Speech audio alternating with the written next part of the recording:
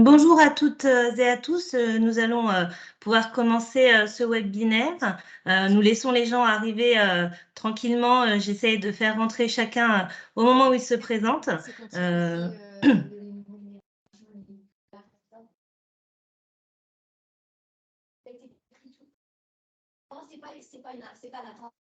Alors, je pense qu'il y a un micro qui doit être... je note. Ok, très bien. Donc, avant de commencer ce webinaire, je vous propose quelques petits points en introduction pour nous permettre un fonctionnement efficace. Et puis, comme nous sommes en distanciel, pour voilà, éviter toute difficulté technique ou voilà, d'échange pendant ce webinaire. Donc, quelques petites règles pour les échanges. J'invite chacun à couper sa caméra, notamment si la connexion n'est pas très bonne, pour éviter de prendre trop sur la bande passante. Vous avez aussi le micro à couper, s'il vous plaît, sauf bien évidemment quand vous souhaitez prendre la parole ou vous le réactivez et puis vous le redésactivez après. Vous pouvez utiliser le chat pour poser une question, pour réagir, pour échanger. De toute manière, il y aura des temps où vous pourrez le faire durant le webinaire, des temps spécifiques.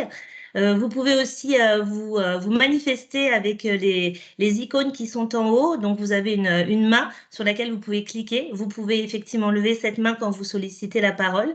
Et puis, vous avez des émoticônes sur la droite que vous pouvez aussi utiliser pour réagir.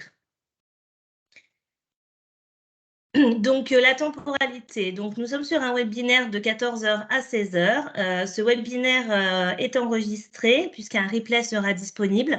Donc, pour toutes les personnes qui ne souhaitent pas apparaître à la caméra, je vous invite à laisser votre caméra fermée. Donc, le webinaire ainsi que les deux autres webinaires réalisés par l'IREPS feront l'objet d'une communication spécifique. Vous aurez accès donc aux enregistrements ainsi qu'aux documents qui auraient été projetés.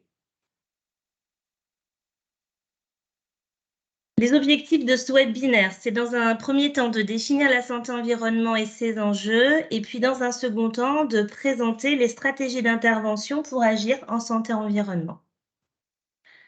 L'organisation du webinaire se fera de la manière suivante. On va d'abord très rapidement présenter l'IREPS et se présenter avec ma collègue. Et puis, on aura une partie qui sera effectivement consacrée à la santé environnement, de quoi parle-t-on? Et puis, une seconde partie qui sera consacrée aux stratégies en matière de santé environnement. À chacune de ces parties, à la fin de chacune de ces parties, il y aura un temps d'échange possible ensemble. C'est pourquoi nous vous en rappelons quelques règles d'utilisation de Teams pour vous permettre justement que ce temps d'échange soit le plus interactif possible. Donc, un temps à la fin de la première partie et un temps à la fin de la deuxième partie. Donc, avant de présenter l'IREPS, je vais commencer par me présenter moi-même. Donc, je suis Cathy Noël, je suis responsable territoriale au Haute-Marne pour l'IREPS Grand Est. Je vais laisser ma collègue se présenter aussi. Bonjour à toutes et tous, je suis Alicia Bouju, je suis chargée de projet donc à l'IREPS Grand Est également sur le site de l'Axou. Donc, pour rapidement présenter l'IREPS, nous avons de toute manière indiqué en bas le site internet de l'IREPS sur lequel vous pouvez retrouver l'ensemble de nos missions, mais peut-être de manière assez synthétique, de grands objets associatifs, de grands objets qui nous portent et qui portent nos engagements dans nos actions, c'est de participer à la réduction des inégalités de santé, qu'elles soient sociales ou territoriales, et puis d'améliorer la santé des populations avec une offre de services de qualité, de proximité en promotion de la santé. Vous voyez dans le document, sur la droite, quelques valeurs, en tout cas, que nous partageons en termes d'équité, de démocratie, de promotion de la santé durable, de dignité humaine. L'ensemble de ces valeurs et ces objets associatifs font partie intégrante de nos missions et de la manière dont nous les conduisons. Vous avez tous les détails de toutes nos missions sur le site internet à nouveau, donc n'hésitez pas à aller vous balader pour avoir des informations plus importantes et complémentaires. Je vais maintenant passer la parole à ma collègue Alicia pour rentrer sur le premier temps, la santé environnement, de quoi parlons-nous? Merci Cathy. Du coup, j'ai la charge de commencer un petit peu par le volet théorique et ensuite on ira de plus en plus dans le concret au fur et à mesure de ce webinaire. Mais avant d'aller sur le concret, il faut d'abord qu'on se mette un petit peu d'accord sur ce qu'on entend par la santé environnement. Aujourd'hui, les questions de santé et d'environnement sont de plus en plus présentes. On parle d'expressions diverses comme de santé environnementale, de santé environnement sans tiret, de santé environnement avec un tiret. Alors à chaque fois, les expressions renvoient à des choses qui sont à la fois qui se ressemblent mais qui sont un petit peu spécifiques. Je ne vais pas revenir sur toutes les définitions parce que ça n'aurait pas grand intérêt, mais vous dire qu'aujourd'hui, on s'est focalisé sur la santé environnement avec un trait d'union. Pourquoi? Parce qu'on voulait vraiment mettre en avant la relation entre les êtres humains d'une part et l'environnement d'autre part. Ce qu'on entend aussi par santé environnement, c'est vraiment tous les effets, qu'ils soient positifs ou négatifs, de cette relation sur la santé, en particulier humaine d'une part, et puis les effets également positifs et négatifs de cette relation sur l'environnement d'autre part. Ce que je vous présente ici comme définition, c'est une version un petit peu édulcorée, entre guillemets, d'un long travail qui a été fait par l'IREFS Grand Est sous la plume de Julien Aimé. C'est une revue de littérature assez grande, inspirée de plusieurs références scientifiques, dont vous avez la référence en bas de la slide et qui sera aussi à retrouver à la fin du PowerPoint, et dont vous pourrez aussi vous imprégner si ça vous intéresse. Puisque Julien et d'autres chargés de projet de l'IREFS ont fait ce travail d'aller lire plein de références différentes pour aller voir les orientations, les différents sens qu'il peut y avoir derrière la santé-environnement. Vous l'avez compris, la santé-environnement dont on va parler aujourd'hui, c'est quelque chose d'assez large, assez transverse, qui va se retrouver dans différents types d'actions publiques, mais aussi de projets, et qui probablement vous animent.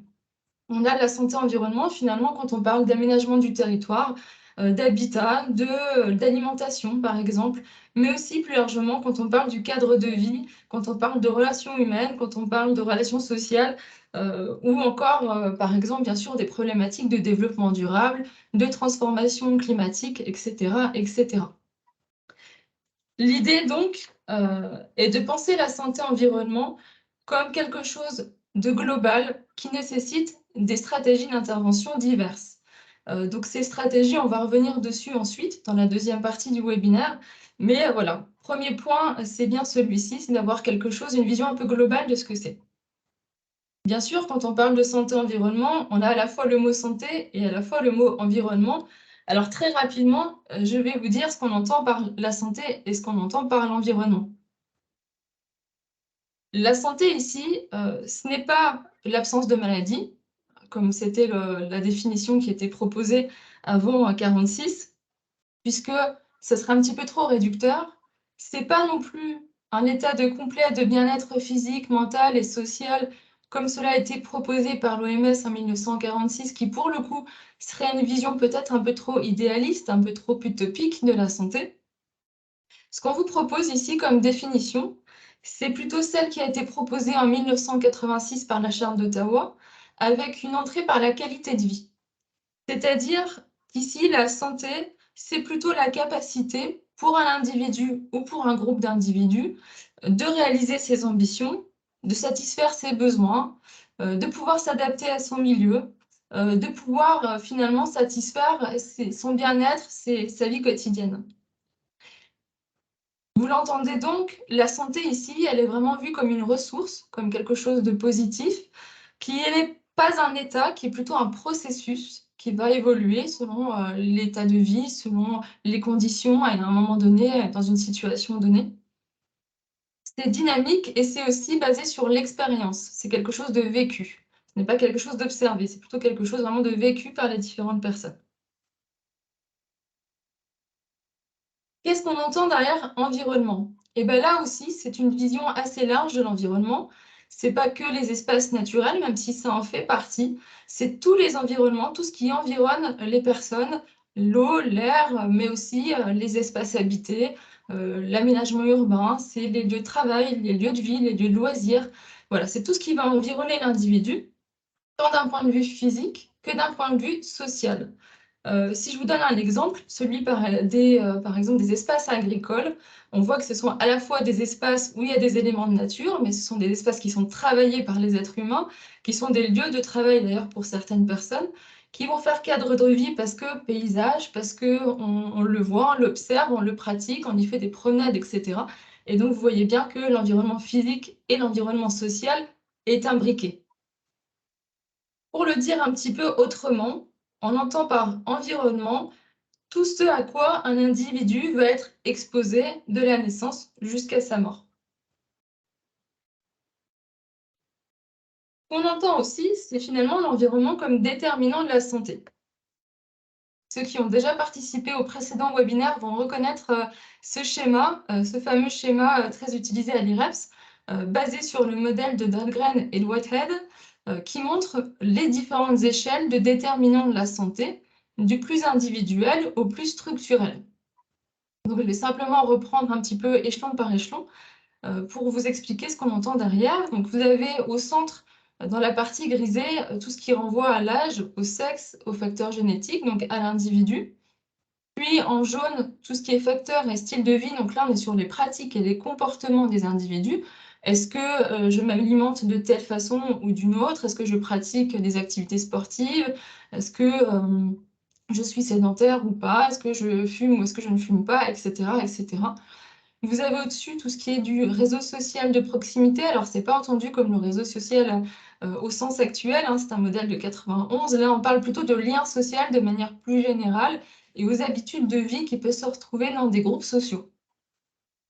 On a ensuite tout ce qui a trait au milieu de vie au sens large. On a les milieux de travail, mais on a les conditions de travail, les conditions d'éducation, les types d'agriculture et de production alimentaire. On a la qualité de l'eau, l'hygiène en général, l'hygiène y compris urbaine par exemple, hein, qui se retrouve en milieu urbain. On a la qualité des services de santé, des logements, etc. Et tout autour, du coup, vous avez les conditions qui sont plutôt structurelles, qui renvoient aux conditions socio-économiques, culturelles et environnementales d'un pays ou d'une société donnée à un moment donné. Vous le voyez, tous ces déterminants, ils ont tendance à se corréler et à s'influencer. Ce ne sont pas du tout des choses qui ont des frontières, c'est des choses poreuses. Bien sûr, le style de vie aura un lien avec les conditions de vie, avec le logement, avec le milieu du travail et inversement. Et vous voyez bien aussi toute l'importance des déterminants qui sont structurels. Donc, par exemple, d'un pays à un autre, évidemment, les conditions socio-économiques, culturelles et environnementales peuvent être très différentes. Ce que ce schéma nous permet aussi, c'est de montrer que l'action sur les comportements et les pratiques individuelles est à la fois important, mais ce n'est pas suffisant quand on fait des actions en santé, et particulièrement en promotion de la santé.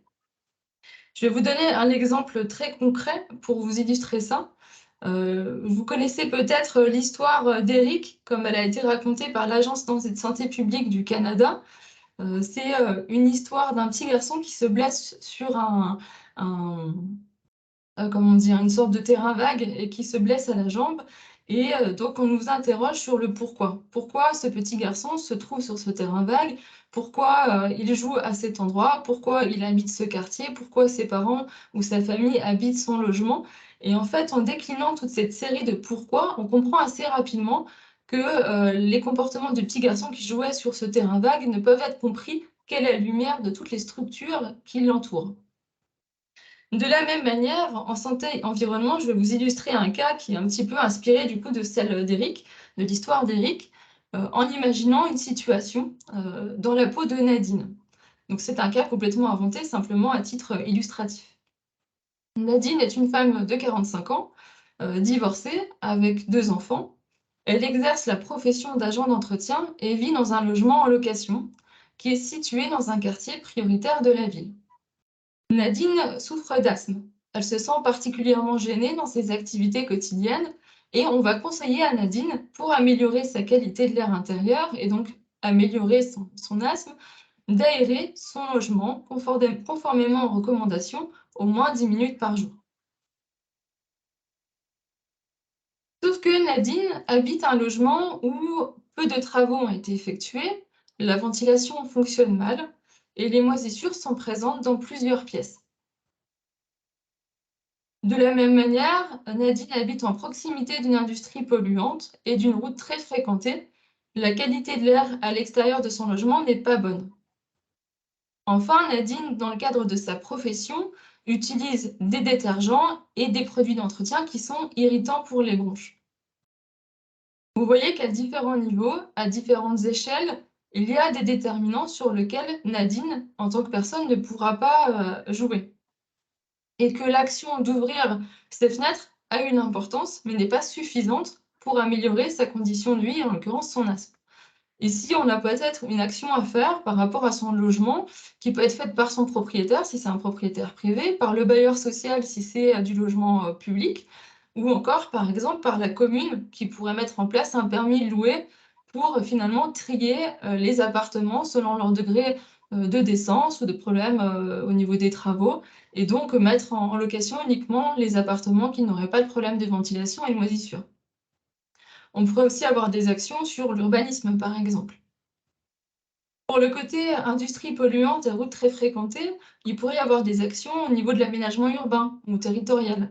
Par exemple, déjà vérifier la réglementation en termes des pollutions sur l'industrie, ce serait une première chose à faire, mais pas seulement, il pourrait y avoir aussi la création de chemins ou de voies douces pour limiter l'utilisation par les voitures ou de créer une autre route pour pouvoir en fait répartir un peu mieux la circulation et donc aussi les pollutions.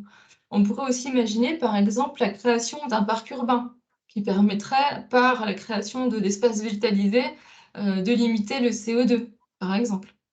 Enfin, pour tout ce qui est profession, il pourrait y avoir une action sur les détergents, les types de produits qui sont utilisés, par aussi la mise à disposition d'un équipement qui sera adapté, un masque par exemple, ou voilà, ou des gants ou d'autres produits qui permettraient aussi de limiter l'impact des produits utilisés.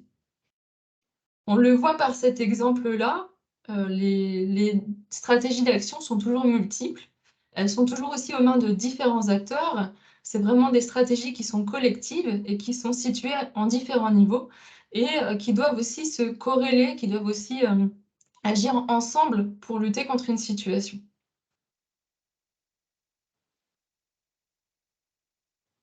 Dans cet exemple-là, j'ai mis un petit peu la focale comme environnement, facteur ou déterminant de la santé, mais là plutôt quelque chose de facteur de risque. Mais il ne faudrait pas oublier que l'environnement, au contraire, peut être un facteur positif sur la santé, peut être quelque chose qui améliore la santé.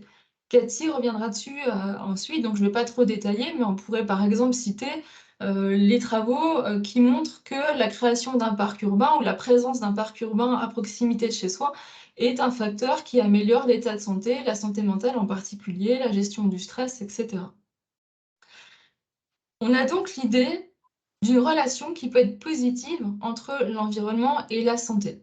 C'est ce qu'on appelle la notion de co-bénéfice, c'est-à-dire qu'avoir une action sur l'environnement pour améliorer l'environnement peut avoir un effet positif sur la santé humaine et qu'inversement, des actions en promotion de la santé peuvent avoir un effet positif sur l'environnement.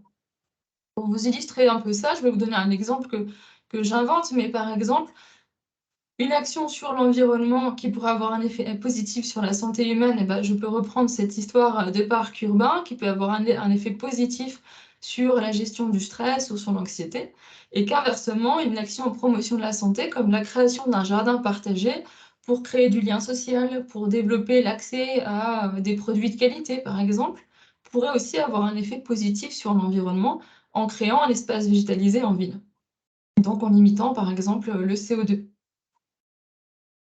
Ce lien entre environnement et santé humaine est particulièrement important aujourd'hui et il se retrouve de fait dans des chartes, dans des plans nationaux. Je vous donne deux exemples. Le plan national de santé environnement 4 qui, en fait, justement, met la focale sur la protection de l'environnement naturel parce que cet environnement procure des bénéfices sur la santé physique et mentale des sociétés humaines et qu'il est donc important de limiter les expositions aux pollutions. On retrouve cette idée également dans la charte de Genève, qui est l'une des suites de la charte d'Ottawa, des nombreuses suites, puisqu'il y a des conférences mondiales pour la promotion de la santé organisées toutes les 3 ans en moyenne, donc il y a eu beaucoup de chartes, qui reprennent les 5 axes de la charte d'Ottawa. Mais la Charte de Genève a pour spécificité de mettre un peu plus la focale sur le côté environnemental. Et en particulier, la Charte de Genève met en avant un principe de justice environnementale et sociale dans les politiques publiques. Et en particulier, elle montre l'intérêt d'un développement durable à faible émission carbone, basé sur la réciprocité entre justement la santé humaine et les relations avec la nature. Ici, ce qui me semble particulièrement important, c'est ce principe justement de justice environnementale et sociale, puisque entre les lignes, on y lit un enjeu, celui aussi d'agir en faveur de la réduction des inégalités sociales et environnementales de santé. Alors, avant de vous démontrer un petit peu ce que sont les inégalités environnementales, un petit point sur déjà qu'est-ce que c'est que les inégalités sociales et territoriales de santé pour ceux qui n'auraient pas assisté au webinaire de la semaine dernière. Je vais néanmoins pas trop développer pour ceux qui y auraient assisté pour ne pas être trop redondante.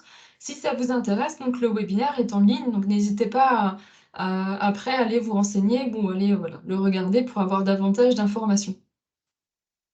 Mais qu'est-ce que c'est que les inégalités sociales et territoriales de santé?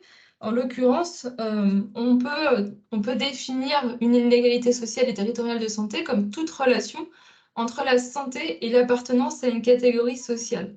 Ce qui est illustré par l'idée de gradient social, c'est-à-dire que plus une personne est en position socio-économique défavorable, plus elle aura tendance à être en mauvaise santé. Et inversement, plus un individu occupe une position socio-économique favorable, plus elle aura tendance à être en bonne santé. Et on peut donc voir se dessiner une sorte de gradient, comme ça, donc, voilà, de proportionnalité en fonction du rapport entre bonne santé et position socio-économique. Très concrètement, la revue littérature qui a été rédigée sous la plume de Julien Aimé donne des constats que vous pouvez retrouver, mais je vous donne quelques exemples pour illustration. On sait par exemple que les ouvriers vivent moins longtemps que les cadres, d'environ 7 ans. On sait aussi que les personnes qui vivent sur le seuil de pauvreté ont tendance à développer plus de pathologies chroniques, de problèmes d'asthme, de certaines pathologies ou de maladies infectieuses, et aussi à souffrir d'obésité. Autre exemple, les personnes sans domicile fixe décèdent en moyenne à l'âge de 49 ans, soit 30 ans avant la moyenne commune. Donc 30 ans de différence entre les personnes sans domicile fixe et puis l'âge moyen du décès. Donc voilà, c'est pour vous donner quelques illustrations.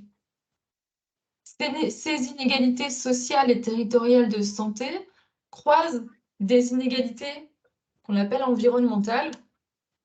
Alors, qu'est-ce que c'est que les inégalités environnementales? Vous pouvez notamment vous référer aux travaux de Syria Emelianov, qui est géographe, et qui définit les inégalités environnementales comme l'idée que les populations ou les groupes sociaux ne sont d'une part pas égaux face aux pollutions, ne sont pas égaux face aux nuisances et aux risques environnementaux, pas plus qu'ils ne sont égaux face à l'accès aux ressources et aux aménités environnementales. Ces travaux-là ne sont pas du tout uniques, hein. Il y a beaucoup de travaux en sciences humaines et sociales qui vont dans le même sens. Vous pouvez retrouver notamment les travaux de Valérie Dendrev, qui est sociologue à l'INRAE, donc l'Institut national de recherche en agriculture et en environnement, et qui montre qu'il y a aussi des inégalités dans les expositions aux risques. Par exemple, les populations les plus défavorisées ont plus de risques d'habiter à côté d'un lieu pollué. Elle fait par exemple un travail avec certains de ses collègues sur l'exposition au Bourg-Rouge dans le sud de la France, qui se retrouvent plus généralement, plus souvent, près des quartiers prioritaires. Elle montre aussi que l'accès aux ressources et aux aménités environnementales sont aussi inégalement répartis, et qu'en l'occurrence, les populations les plus défavorisées ont moins accès à ces ressources, que ce soit aux ressources en termes d'accès à l'alimentation, mais aussi aux aménités, c'est-à-dire aux possibilités de se ressourcer dans la nature, d'y faire des balades, des promenades, et d'en avoir en fait un effet positif. Elle montre par ailleurs que si ces populations ont moins accès aux ressources, ils ont aussi moins d'impact sur l'environnement de par leurs pratiques et leur mode de consommation. Les populations les plus favorisées ont un impact plus important sur l'environnement, notamment, par exemple, du fait des mobilités, le fait de prendre l'avion, par exemple. Enfin, elle montre un quatrième et dernier point qui fera écho aux personnes qui ont assisté au webinaire sur la participation. Elle nous montre que les populations les plus défavorisées ont aussi le plus de difficultés à se saisir d'actions collectives et publiques qui vont non seulement permettre d'agir sur les environnements qui les concernent, mais aussi à en bénéficier. Donc, ce qui signifie qu'en fait, les démarches participatives, par exemple, quand on crée un espace, par exemple, quand on fait une démarche participative sur la question du paysage, par exemple, sont plutôt appropriées par les catégories sociales qui sont déjà le plus représentées dans les espaces d'échange et les espaces de décision collective. Elle prend un exemple quant à elle, c'est celui des écoquartiers, qui ont été plutôt pensés à la base par les politiques pour une appropriation par les populations les plus défavorisées, mais qui, dans les faits, sont plutôt occupés par des catégories sociales déjà assez favorisées, comme les cadres supérieurs, par exemple. Elle montre à l'inverse que les friches industrielles, les espaces classés Céveso, les décharges, etc., vont plutôt se trouver à côté soit de quartiers, soit de villes qui sont plus précaires, en tout cas plus paupérisées. On voit bien du coup, à travers ces différents exemples, que inégalité sociale et territoriale de santé et inégalité environnementale sont intimement corrélées. Alors bien sûr, il y a des évolutions qui sont constatées à l'échelle planétaire. On est tous touchés par les transformations climatiques, par exemple. Pour autant, ce que montre Valérie Deldrève, c'est que la vulnérabilité environnementale concerne tout le monde, mais que la capacité à y répondre est inégalement répartie. Alors comment on fait face à ces constats? Ce qu'on propose en promotion de la santé, c'est d'agir à différents niveaux et sur ces inégalités. Mais avant d'aller sur ce point-là, qu'est-ce que la promotion de la santé? L'idée en promotion de la santé, c'est de donner davantage de maîtrise aux individus ou aux groupes sociaux de leur propre santé, des capacités de décision et de moyens d'améliorer cette santé. L'idée donc en promotion de la santé, c'est de pouvoir réaliser les ambitions, de satisfaire ses besoins et d'évoluer avec son milieu, de pouvoir s'y adapter. Donc c'est vraiment de donner des capacités, des possibilités à tout à chacun. L'idée, donc, vous l'avez compris, c'est ne pas c'est pas penser la santé dans le sens médical, dans le sens sanitaire, mais vraiment en termes de bien-être complet de l'individu. Pour cela, la charte d'Ottawa va donner quelques clés d'action, quelques clés que Cathy va ensuite développer, mais simplement vous les citer avant. Et pour résumer ce qui vient d'être dit, ces clés, c'est d'agir sur les différents déterminants de la santé, aux différentes échelles, individuelles, mais aussi structurelles, plus collectives. La clé, c'est aussi d'avoir une approche coordonnée, collective du problème, donc aussi multi-partenariale, multisectorielle. Une des clés aussi est de prendre conscience, ou en tout cas connaissance des besoins locaux, des besoins territoriaux et des besoins qui sont aussi différents selon les groupes sociaux. Et enfin, c'est d'agir sur les différents axes de la promotion de la santé qui sont définis par la Charte d'Ottawa et que je vais présenter très rapidement, mais qui vont ensuite être illustrés par Cathy de manière beaucoup plus précise et au regard de la santé environnement. Le premier axe de la Charte d'Ottawa, premier axe stratégique, c'est l'élaboration de politiques pour la santé.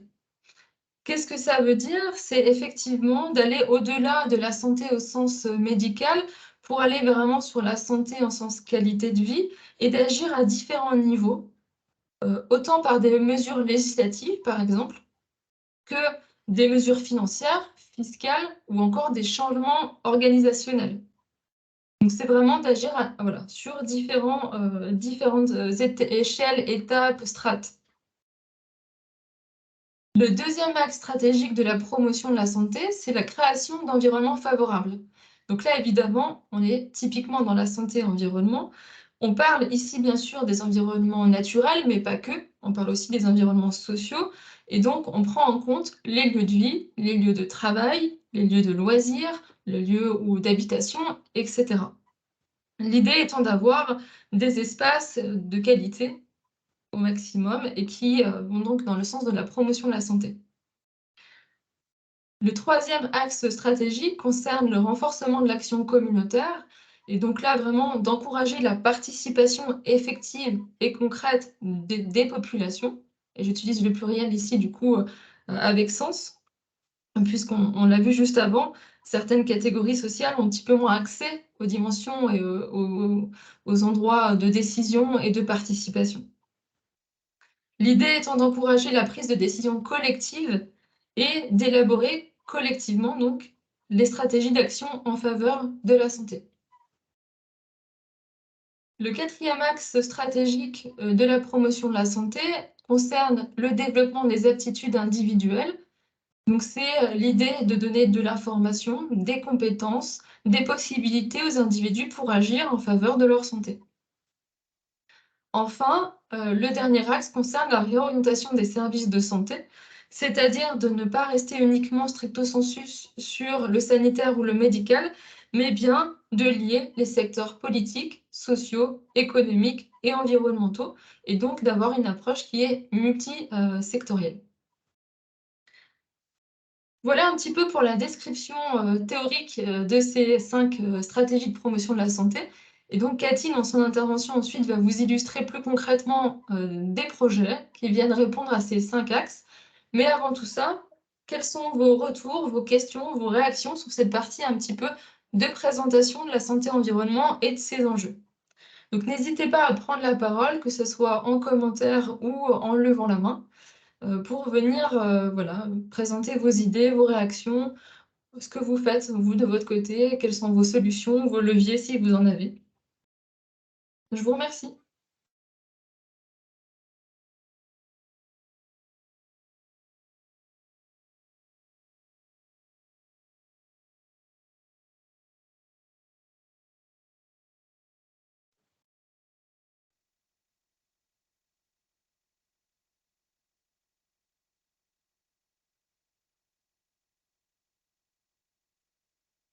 Je peux évidemment aussi répondre à des questions si c'était pas clair ou si vous voulez revenir sur certains points.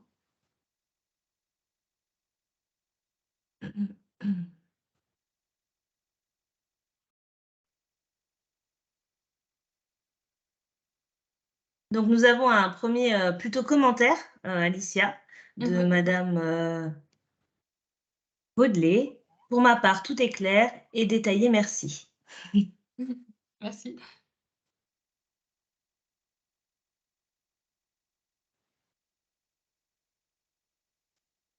N'hésitez pas à utiliser la main comme on vous l'a dit parce qu'il y a à peu près environ 50 participants, donc nous n'avons pas les vignettes de tout le monde.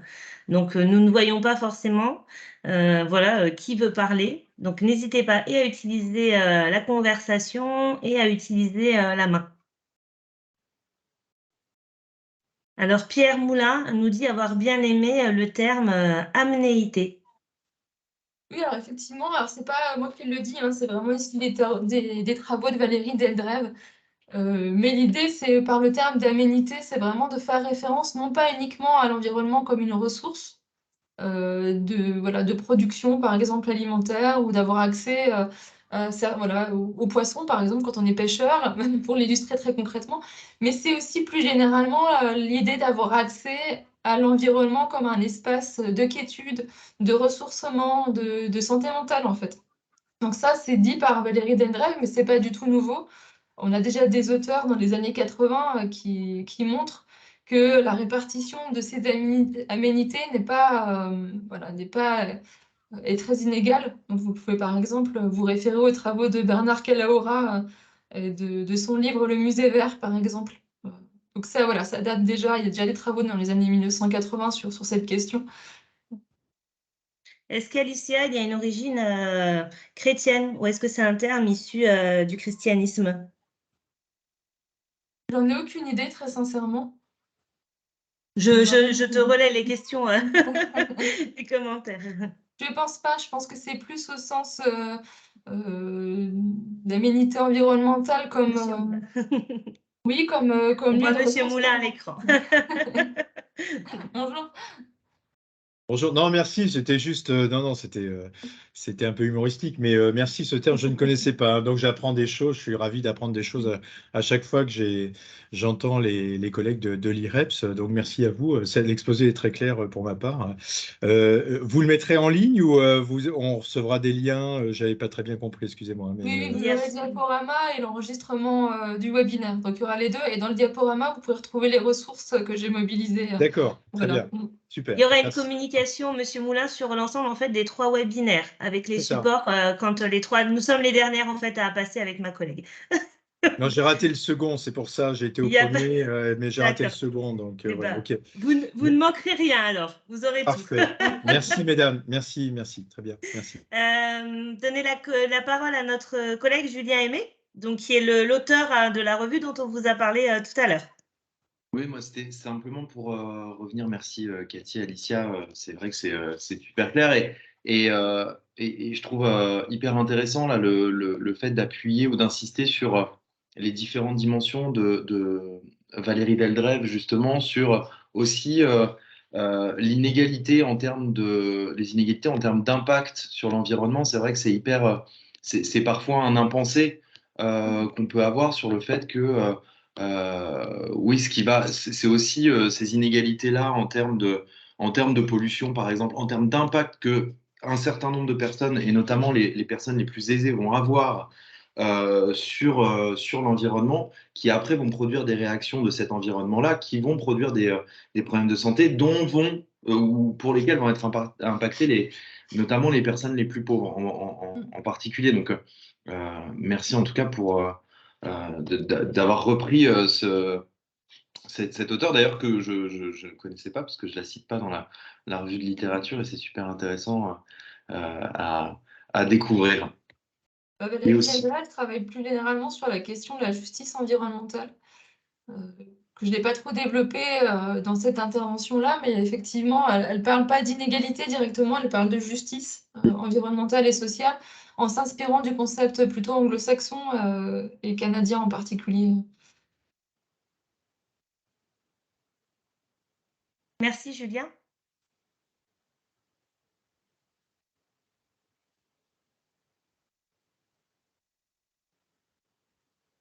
On vous laisse encore quelques minutes si vous souhaitez réagir, poser des questions, hein. Il faut aussi le temps de s'approprier tout ça, hein. Comme vous l'a dit Alicia, on commence avec la partie un peu, voilà, un peu costaud, mais qui a d'ailleurs très bien réussi cet exercice. C'était très clair, effectivement.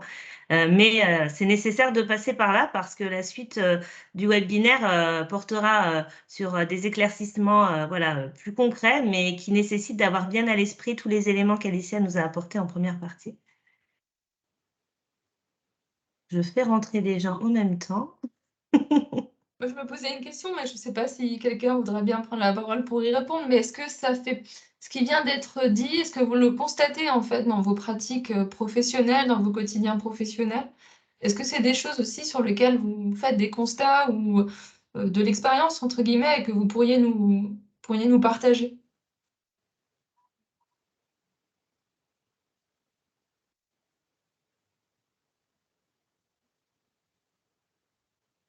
Alors, nous avons donc dans les commentaires Madame Mouquet-Fayet qui dit qu'il y a aussi le terme One Health, une seule santé, qui vient de l'OMS et qui prend en compte les réalités de santé environnementale.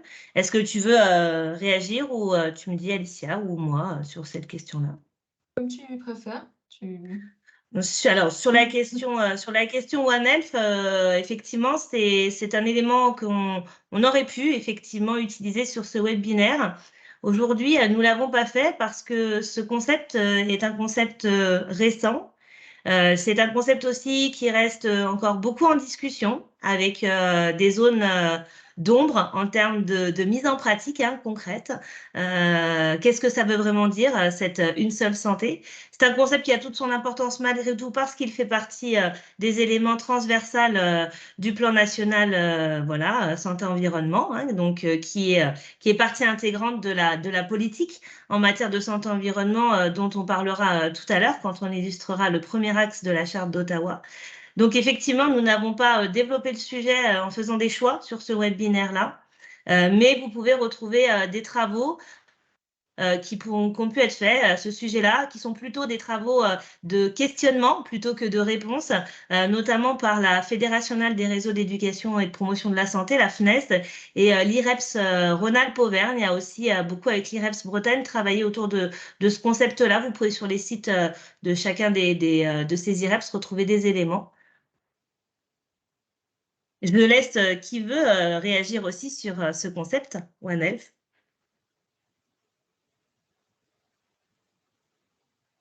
On évoque aussi le terme d'exposome pour évoquer tout ce qui est inné et acquis. Vous retrouverez un focus sur ce terme-là d'ailleurs dans la revue qu'a réalisé Julien, mais je te laisse Alicia si tu veux en parler. Pour le coup, je pense que Julien serait d'autant plus légitime pour prendre la parole. Julien, est-ce que tu veux partie des éléments discutés dans la revue? Je peux essayer de répondre. Effectivement, la question de l'exposome, elle est, en tout cas, le terme d'exposome s'est développé pas mal et a rejoint la question de la santé-environnement. Mais, et sauf erreur de ma part, ça reste encore très associé au monde purement de la médecine. En tout cas, ça reste encore dans une approche très médicale de la santé. Et l'autre problème aussi qui avait été soulevé par la littérature scientifique sur ce sujet, c'est que Exposome tend à amalgamer, justement, c'est ce que vous disiez dans votre commentaire, j'ai perdu j'ai pas votre nom sous les yeux, mais Madame Porté, c'est que ça tend à amalgamer tout un ensemble de choses, et notamment la question génétique, la question des environnements sociaux, la question là où l'approche par la santé-environnement, qui est plutôt une approche de santé publique, va essayer de distinguer dans l'exposome tout un ensemble de choses. Et je crois qu'il y a encore des biais, me semble-t-il. Ça, comme l'a dit Cathy, vous le retrouverez dans la revue de littérature si vous souhaitez la consulter. Il y a des biais méthodologiques encore qui se posent, méthodologiques et scientifiques qui se posent à cette compréhension de l'exposome. Mais il y a des choses extrêmement, extrêmement intéressantes, que ce soit là-dessus ou effectivement aussi sur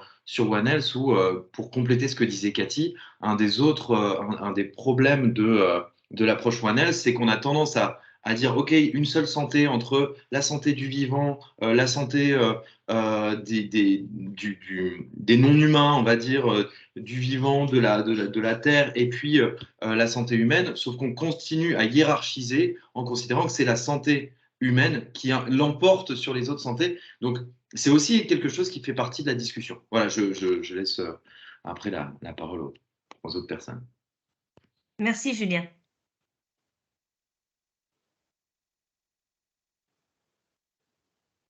Donc, vous retrouvez partagé dans les commentaires le schéma qui est le plus souvent utilisé aujourd'hui pour présenter One Health. Voilà, je remercie Madame Mouquet-Fayet de l'avoir partagé. C'est des éléments que vous retrouvez effectivement dans les travaux que je vous ai cités précédemment, la FNES et de l'IREPS ARA, Auvergne-Rhône-Alpes.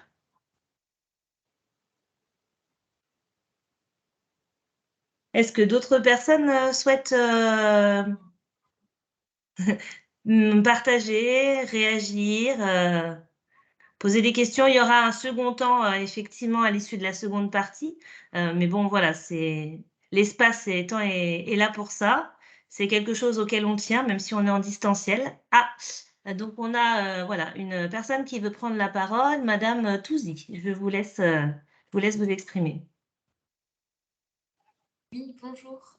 Bonjour. Du coup, je suis Sarah Touzy et donc, je suis chargée de projet à l'IREPS Guyane Promo Santé, donc en Guyane. Et un grand merci vraiment pour cette présentation qui j'ai trouvé était vraiment très claire et apporte beaucoup d'éléments.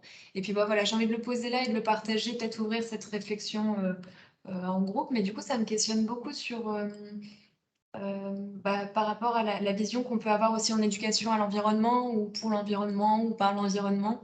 Et du coup, peut-être que parce qu'en fait, je viens de ce milieu à la base. Et donc voilà, du coup, je découvre aussi tout le milieu de la promotion de la santé, etc. Et peut-être que pour moi, dans ma tête, c'est pas très clair en fait peut-être la nuance qu'on peut avoir en fait dans la manière d'aborder la santé-environnement en promotion de la santé et faire bien la distinction avec ce qu'on voit en éducation à l'environnement.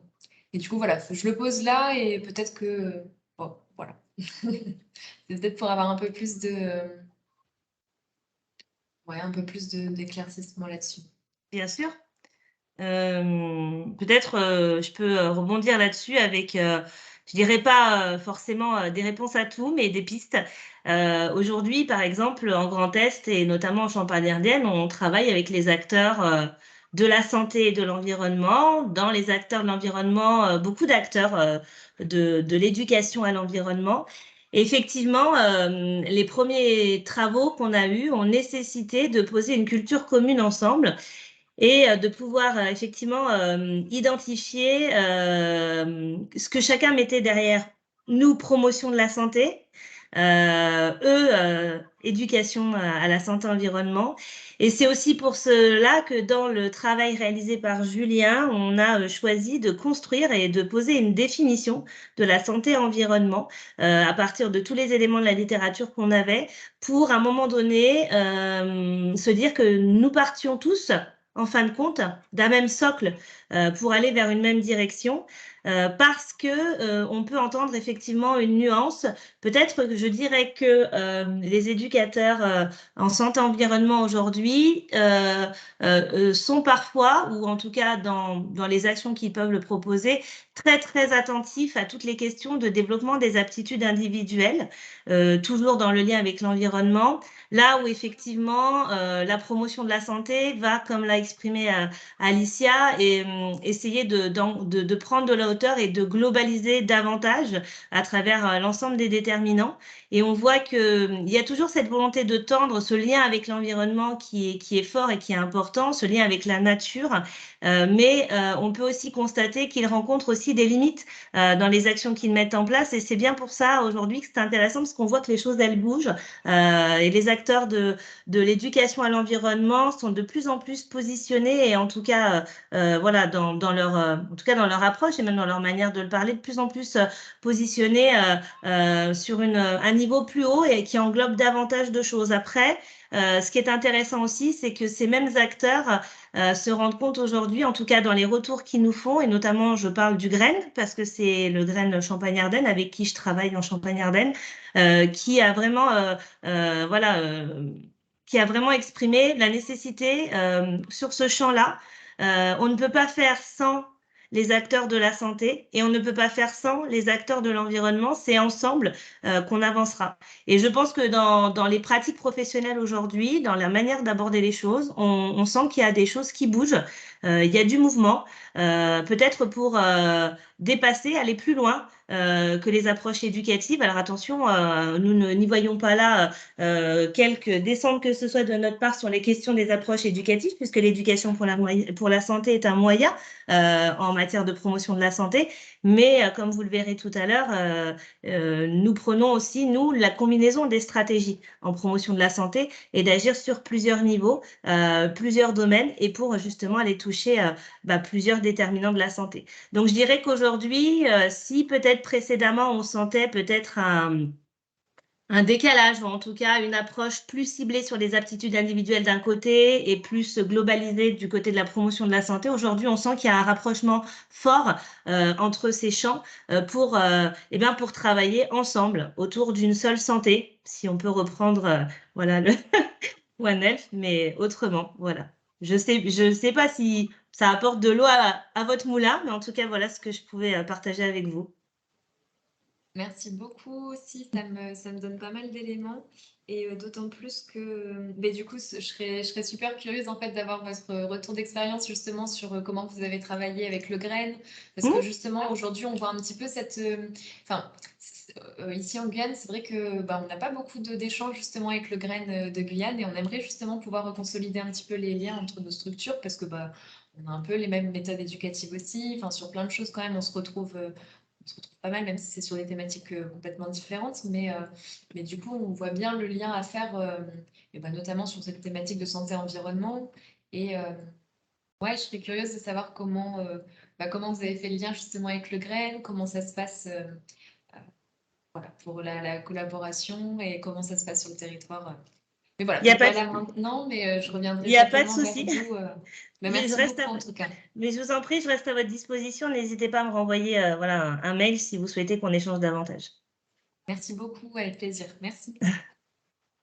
Sans frustrer personne, est-ce que nous pouvons clore ce premier temps d'échange-débat pour passer sur la seconde partie?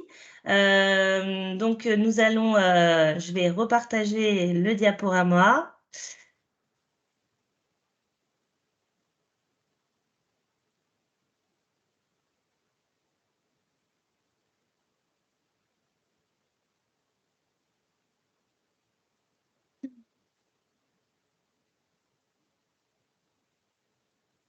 Est-ce que c'est tout bon, Alicia?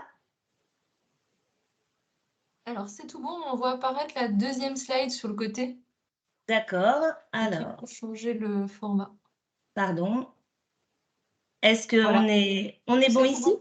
Ouais, Très bien, c'est bon. merci. Je me permets de m'appuyer sur ma collègue parce qu'en fait, nous sommes en aveugle quand nous, nous passons les PowerPoints, donc nous ne voyons pas toujours voilà ce que vous pouvez voir vous. Donc, je me permets d'avancer jusqu'à cette seconde partie. Donc, la partie santé-environnement, quelle stratégie d'intervention? Donc, maintenant que voilà, on a pu dessiner un contour, poser un socle, partager une culture commune, pouvons-nous dire. Voilà, on va essayer d'aller sur la question des stratégies et peut-être un premier temps d'interactivité, alors autant qu'on le peut à travers un temps à distance, mais en tout cas, de manière un petit peu spontanée, quels seraient pour vous, en tout cas, les leviers d'action que vous identifieriez en santé-environnement, des choses peut-être très simples, hein, avec des exemples concrets sur cette question-là. Donc, l'idée, c'est là, pareil, de pouvoir mettre quelques éléments dans le chat que Alicia va me retransférer. Ainsi que pour tout le monde, ou même si vous voulez prendre la parole et donner un exemple, voilà, pour vous, cette action-là, c'est une action, ou ça, c'est un levier d'action pour agir en santé-environnement. Alors, il y a une personne Bonjour. qui veut prendre la parole. Allez-y, allez-y, Madame Chamali. Bonjour, moi c'est Nathalie Chamali de l'ARS d'été des Vosges. Je voudrais justement rebondir sur ce que vous venez de dire parce que je trouve qu'il n'y a pas suffisamment de lien de fait entre le réchauffement climatique, le développement durable et la santé environnementale. Et je pense que c'est dommage parce qu'en fait, tous ces enjeux sont transversaux. C'est bien. Est-ce que d'autres personnes veulent réagir par rapport à ça? Alicia, il n'y a pas d'autres éléments de réaction vis-à-vis de... Non, pas pour le moment. Ok. Alors effectivement, j'entends tous les éléments dont vous venez de faire part. Effectivement, les enjeux sont là.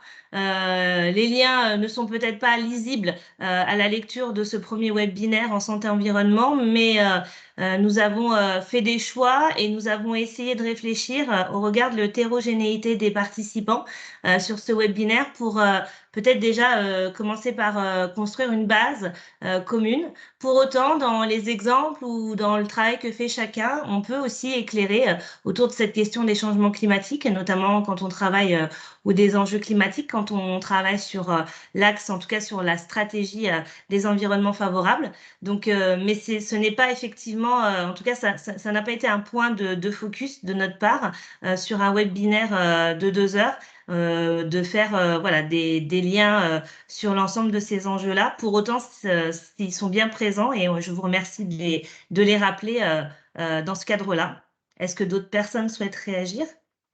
Moi, je peux peut-être juste compléter un Je peu t'en dans le prie. sens où, effectivement, on ne l'a pas évoqué de manière plus précise que ça, mais c'est transverse, puisqu'effectivement, quand je donnais des exemples de co-bénéfices entre les actions qui sont favorables à la promotion de la santé et qui sont favorables à l'environnement, j'ai cité à plusieurs reprises l'exemple des parcs urbains, mais c'est typiquement, je pense, une action qui répond aussi aux enjeux climatiques et de transformation des développements durables. Et donc, je pense que dans les réponses à apporter, il peut y avoir effectivement des enjeux qui sont justement transverses et qui répondent à ce principe qui est en fait un petit peu plus global et qui entoure tout ça.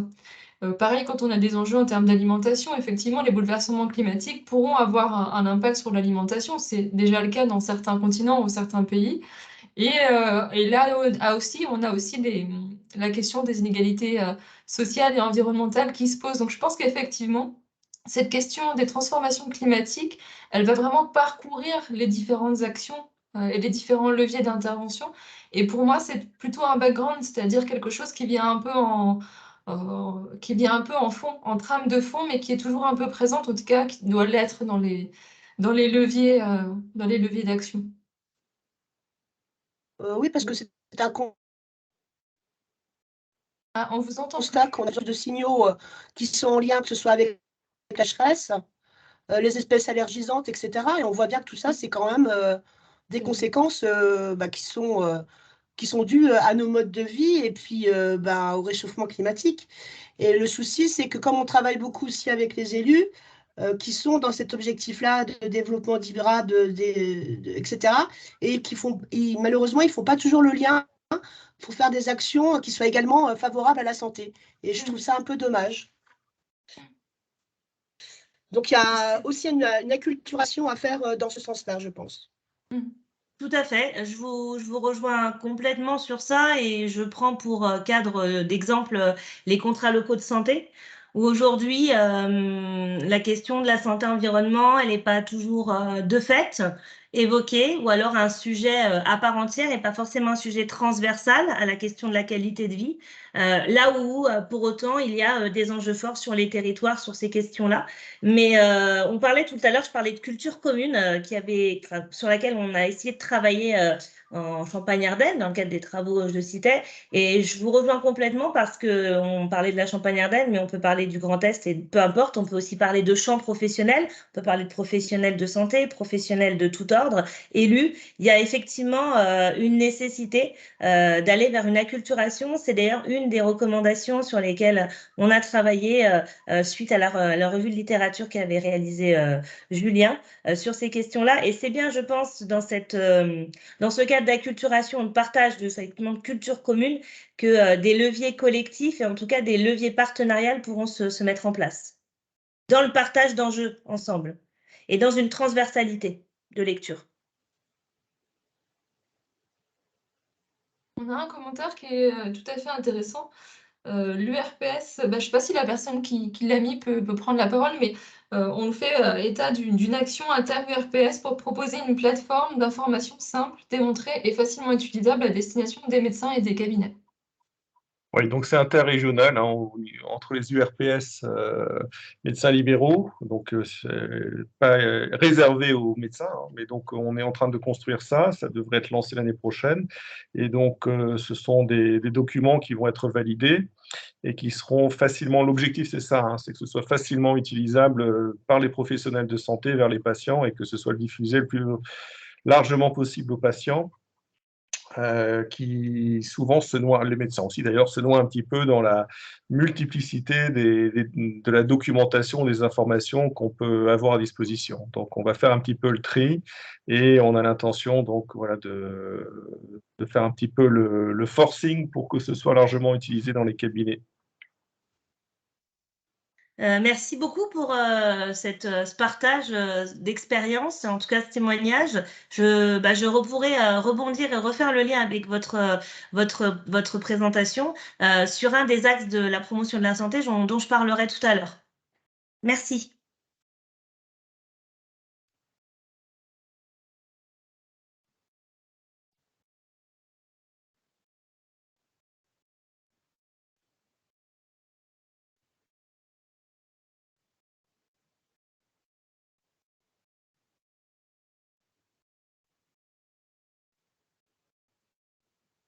Est-ce que vous avez d'autres activités, d'autres projets, d'autres choses à nous présenter, à nous faire part, comme levier d'action dont vous pourriez avoir connaissance?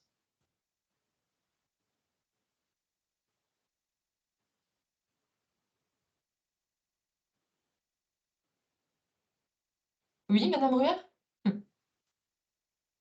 Oui, donc je vais revenir sur le CLS parce que moi, évidemment, c'est tout ce que vous avez abordé, ça prend résonance dans ces contrats locaux de santé où on essaye bien évidemment d'y intégrer la santé environnement. Et on voit effectivement qu'il y a une difficulté, alors à la fois de faire passer les messages, mais aussi sur les réponses qu'on peut apporter. Alors je prends pour exemple sur le radon. S'il y a des coins enfin, des territoires qui sont concernés, il y a tout de suite une problématique au niveau financier parce que, alors quand il s'agit juste d'ouvrir ses fenêtres pour aérer, ça va, mais s'il faut réaliser des travaux, c'est tout de suite beaucoup plus compliqué et voilà, on a toujours cette difficulté de, euh, de pouvoir répondre à quelque chose qui va toucher un plus grand nombre, mais on n'a pas forcément la main et ça a forcément un coût qui demande une participation qu'on n'obtient pas facilement, quoi. Tout à fait. Là, on est sur un des premiers axes de la promotion de la santé, sur la question des politiques favorables. Et vous avez raison, il y a des leviers qu'on identifie, mais sur lesquels on n'a pas ou peu d'action, ou en tout cas peut-être une action de plaidoyer, mais c'est compliqué d'aller aussi plus loin. Donc voilà, donc effectivement, c'est pas simple, c'est pas simple. Et c'est déjà important, à mon sens, si on arrive à les identifier, ces leviers, et après qu'on puisse effectivement voir ceux sur lesquels on va pouvoir agir et ceux sur lesquels tout seul, on ne pourra pas agir. Je me dis c'est déjà une première étape.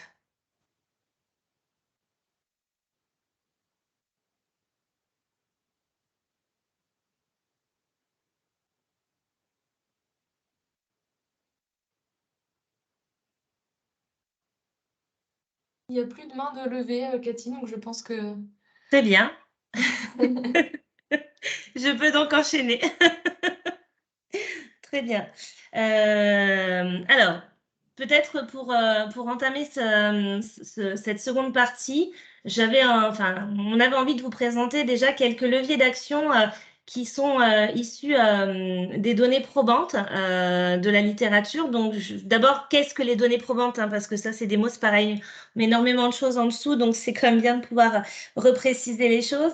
Donc, les données probantes, il s'agit d'informations qui sont issues de la recherche, des études, et qui permettent d'identifier les déterminants ou les facteurs qui influencent les besoins de santé ainsi que les actions en promotion de la santé qui s'avèrent les plus efficaces. On est dans une logique d'aller rechercher des leviers d'efficacité dans un contexte et dans une population donnée. Ces données probantes, elles sont souvent en fait le résultat, en tout cas, elles agrègent un certain nombre de savoirs qui peuvent être issus du monde scientifique, de la recherche fondamentale, de la recherche appliquée, mais aussi des savoirs expérientiels, objectivés. Donc, c'est quoi les savoirs expérientiels? C'est ce que les gens savent, ce que les gens ont expérimenté, ce que les gens ont vécu, et des savoirs tirés de la méthodologie. Tout ça amène à recueillir et à donc mettre en avant un certain nombre de données probantes. Peut-être un point quand même de vigilance ou d'attention.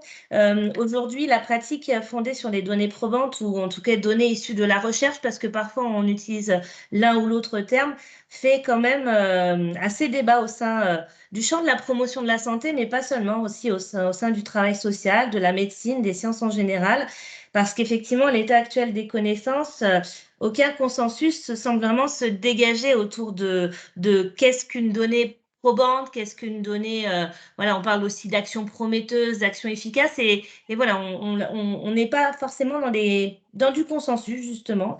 À mesure que la thématique des données probantes s'impose dans le débat public, plusieurs auteurs mettent en garde sur ces limites, justement, et puis en mettant en avant la question de la méthode. Les données probantes sont quand même des données issues beaucoup des données scientifiques et de la littérature, où une des méthodes principales utilisées, c'est la question de l'essai randomisé, en tout cas de la répétition, de preuves scientifiques. Hein. Les données probantes, elles sont basées sur la preuve scientifique.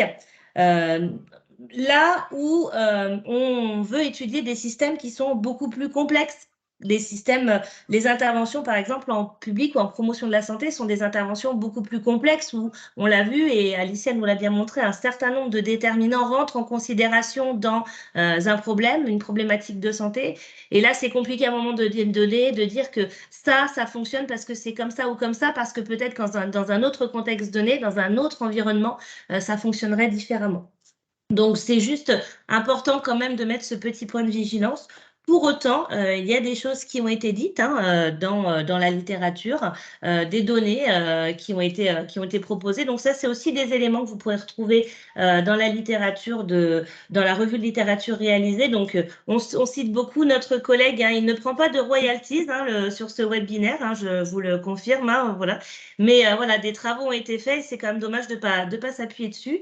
Donc peut-être vous présenter quelques leviers d'action fondés sur les données probantes. Le premier que je trouvais intéressant, c'était celui qui concernait l'aménagement du territoire et l'urbanisme. On a parlé d'urbanisme favorable à la santé, je crois, dans la première partie.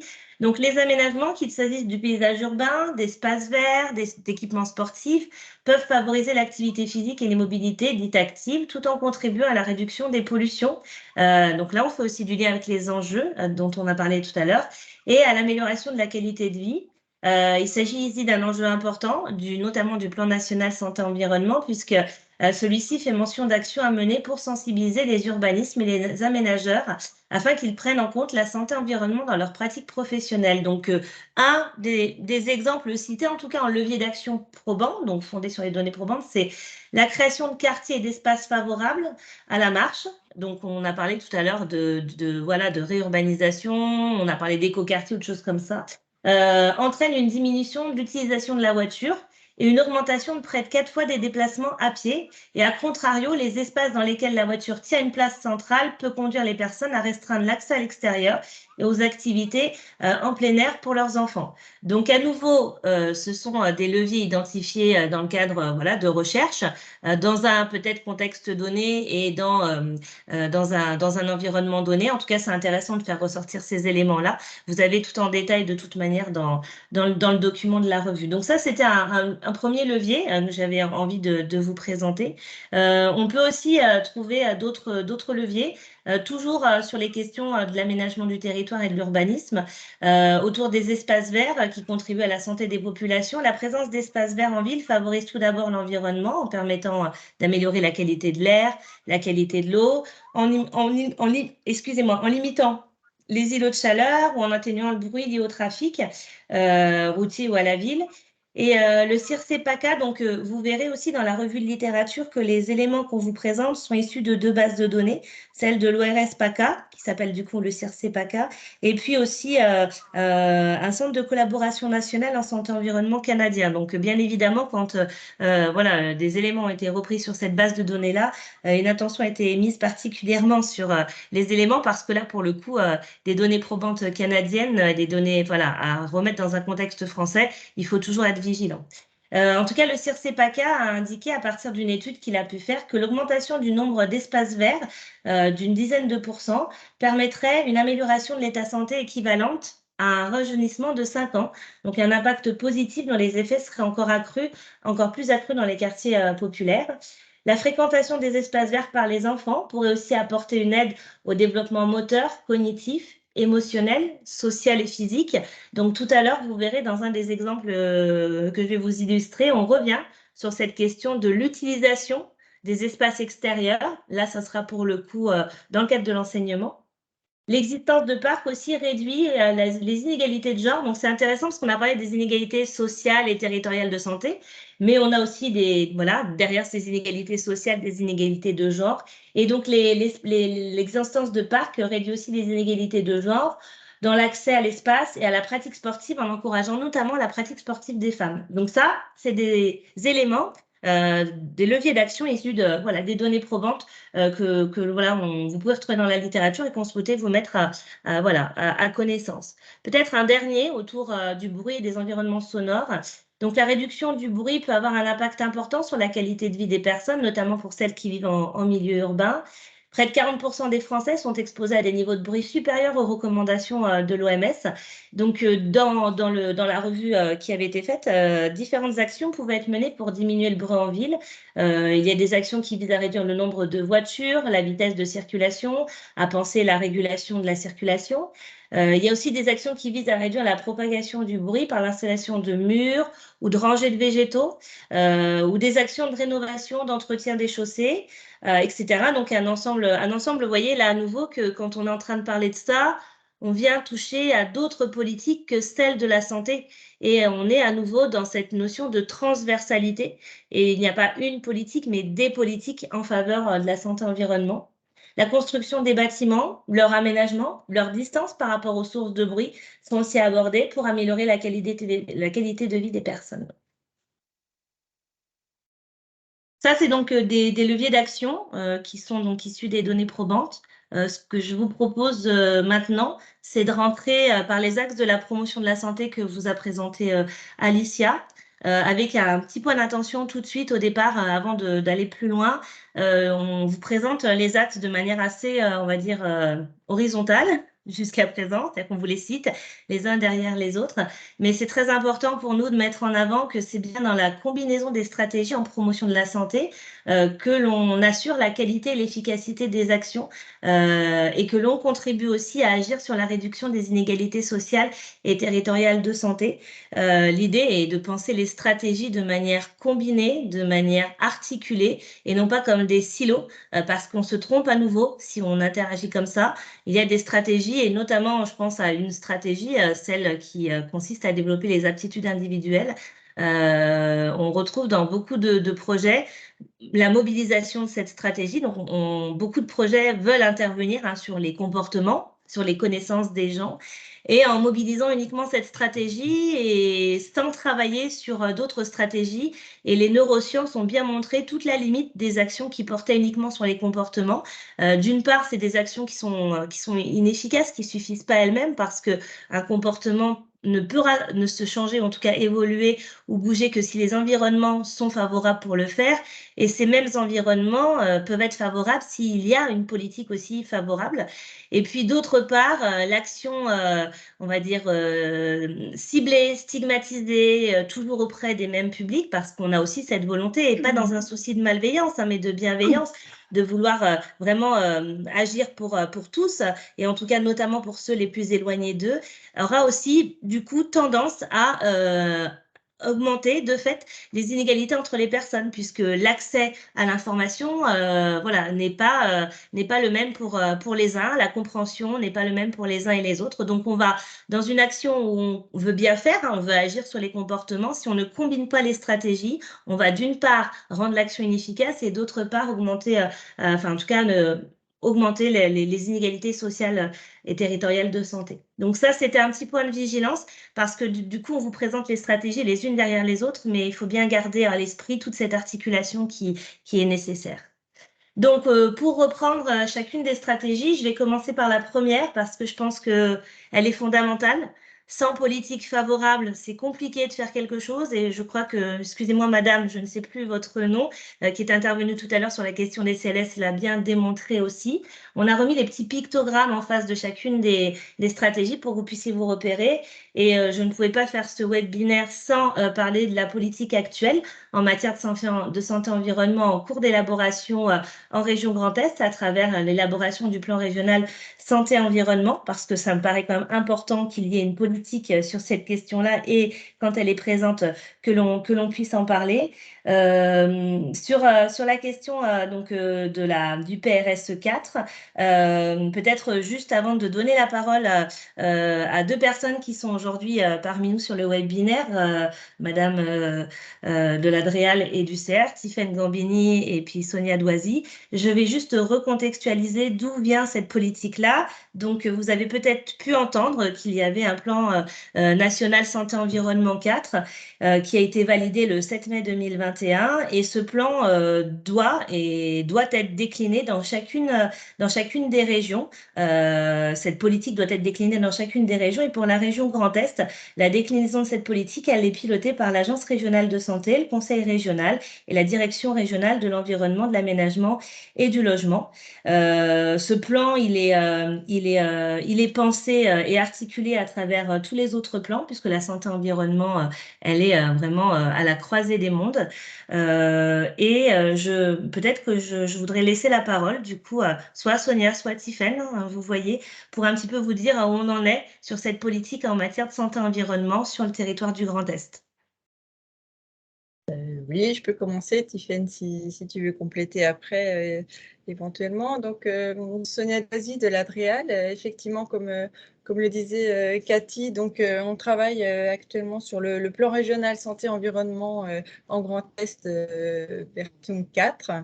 Donc, dans ce plan régional, on décline le plan national. Donc, on a certaines actions en plus du plan national qui doivent être déclinées dans les plans régionaux. Mais on a également aussi la liberté de décliner, d'ajouter des enjeux régionaux voilà, que l'on juge d'importance et qui ne découlent pas forcément du plan national. Donc, c'est un plan quadriennal, donc le PRSE 3 qui est en cours là se termine. Et donc, on est en train de préparer la 4e version de ce PRSE avec des nouveautés qui découlent notamment du plan national, avec l'intégration, on en a parlé tout à l'heure, la notion de une seule santé, qui est quelque chose d'un petit peu nouveau par rapport au PRSE 3, voilà, qui est en cours d'intégration. Donc, on a au cours de l'année 2022 là, fait des réunions, des groupes de travail avec la communauté santé-environnement de la région pour essayer de bâtir ce que sera le futur plan régional santé-environnement de la région. Et donc, on est en train de digérer un petit peu toute la matière qui a pu être construite jusqu'à présent pour viser la validation du PRSE 4 fin de premier trimestre 2023 à peu près, après une consultation du public. Voilà, donc si vous voulez plus d'informations sur le PRSE, n'hésitez pas à contacter aussi, vous pouvez nous contacter, comité d'animation, et le site internet grandest.prse.fr, voilà, qui donne pas mal d'informations sur le PRSE. J'ai mis le lien internet en bas de la diapositive.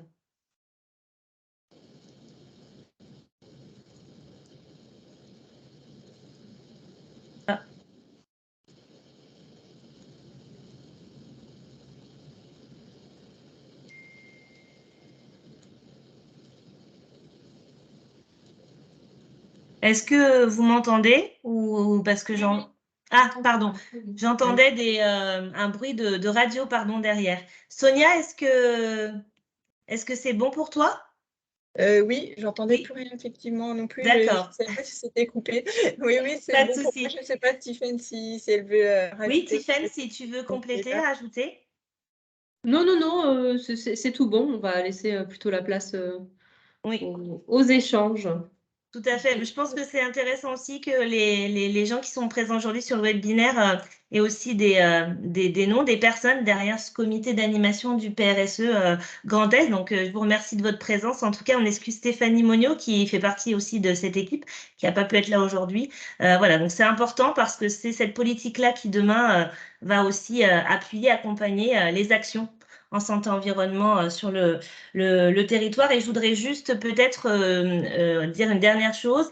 Ce pilotage à 3 têtes, excusez-moi, hein, c'est de la terminologie, il est quand même, on ne le retrouve pas dans toutes les régions en France. Je me permets de le dire parce que je suis en contact avec mes collègues des IREPS des autres régions. Et je trouve que c'est d'autant plus pertinent d'avoir un pilotage avec trois institutions, mais aussi des politiques derrière qui viennent se croiser, s'articuler derrière ce plan régional santé-environnement.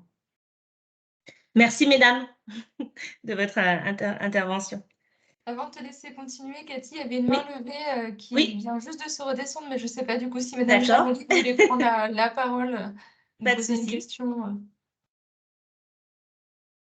Profitez-en, si c'est à ces dames que sont là. Non, bah, la main s'est redescendue, donc c'était peut-être...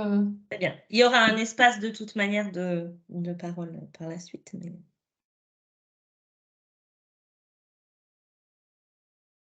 Très bien. Donc, voilà, élaborer une politique de santé-environnement, élaborer une politique saine, élaborer des politiques, c'est effectivement un axe et c'est un axe essentiel en promotion de la santé, voilà, sur lequel on va pouvoir s'appuyer pour aussi assurer les moyens de faire aux gens, aux institutions, aux structures. Ensuite, sur le deuxième axe, donc je les ai pris dans le même ordre qu'Alicia vous les a présentés, créer des environnements favorables. Alors là, je vous propose une illustration plus concrète. Nous allons en direction de Miramas, donc dans le sud de la France. Bien évidemment, vous retrouvez toutes les actions que je vous illustre, vous les retrouvez dans les ressources qu'on vous mettra à disposition à la fin du webinaire. Donc à Miramas, la ville de Miramas, elle est en train de rénover un quartier majoritairement constitué de logements sociaux. Avant de démolir, rénover, reconstruire, elle a intégré la thématique de l'impact de l'urbanisme sur la santé via 4 critères qui sont des déterminants de la santé, 4 critères qu'elle a identifiés. La qualité de l'air, l'accès aux soins, aux services sociaux, la cohésion sociale, l'activité physique et l'alimentation. Et c'est une démarche dans laquelle les habitants ont été consultés. Donc, pour vous donner un petit peu quelques éléments supplémentaires sur cette action et afin d'illustrer. Donc, on est sur une action, un projet qui se déroule sur plusieurs années. On est sur 10 ans avec un budget conséquent alloué derrière. Une équipe projet, un groupe de travail qui a été mobilisé, service de politique de la ville de Miramas, l'équipe de rénovation urbaine, mais aussi un sociologue en urbanisme, voilà, des mandataires, des maîtres d'ouvrage, donc un ensemble pluridisciplinaire de personnes. Le pilotage, il a été confié au CRESPACA ainsi qu'à l'École des hautes études en santé publique de Rennes et un cabinet en sociologie urbaine est venu appuyer cet appui. L'objectif, vraiment, c'était de penser, d'imaginer la rénovation du quartier en prenant davantage en considération la thématique de la santé telle qu'elle est définie par l'OMS, donc telle que, effectivement, Alicia vous en a parlé. Et avec ce point de focus sur la question de l'environnement favorable, cet environnement favorable qui passe par l'urbanisme favorable à la santé, qui s'attache à améliorer à la fois la qualité de l'environnement construit, mais aussi, dans une plus large appréhension, la qualité du cadre de vie des habitants. Donc, quelles ont été un petit peu les étapes ou les démarches de cette action? Il y a d'abord eu un premier temps de travail qui a nécessité l'identification des grands déterminants dont je vous parlais tout à l'heure, des déterminants propres au quartier, des déterminants qui devront, en tout cas, qui avaient pour objectif de guider des scénarios d'aménagement qui seraient au cœur des enjeux de la réhabilitation. Il y a eu ensuite un travail autour d'une charte, agir pour un urbanisme et des aménagements des bâtiments et des équipements favorables à la santé. C'est une charte qui a été élaborée et annexée avec la convention en rue, donc dans le cadre du plan de rénovation urbain. Et puis, il y a eu des fiches pratiques très détaillées qui ont été écrites, qui étaient argumentées pour permettre d'orienter aussi cet aménagement du territoire, de ce quartier. Je vous fais de manière synthétique parce que vous retrouvez l'ensemble des éléments dans le document que je vous ai laissé. Quelle a été la place des habitants dans cette démarche? C'est toujours intéressant de le poser. Donc, les habitants ont été une composante importante de l'élaboration du projet. Plusieurs dispositifs de concertation ont d'ailleurs été mis en place avec les élus pour organiser cette participation, cette consultation. Ce qui est intéressant aussi, c'est d'identifier ce qui a pu être frein, en tout cas ce qui a pu être difficile. Et ce qui est dit, en tout cas, dans le récit et dans l'interview qui a été faite de la personne en charge de ce projet-là, c'est que c'est une démarche qui est venue bousculer beaucoup d'habitudes, beaucoup de pratiques professionnelles. Parfois, mettre tous ces gens-là autour d'une même table, c'est pas facile. On le voit bien parce que, par exemple, dans le cadre des contrats locaux de santé, on n'a pas toujours sur les communes ou les agglomérations, les grosses communes, des chargés d'urbanisme qui sont là avec les acteurs de la santé autour de la table. Je n'ai pas dit que ça n'existait jamais, mais je dis que c'était plutôt rare.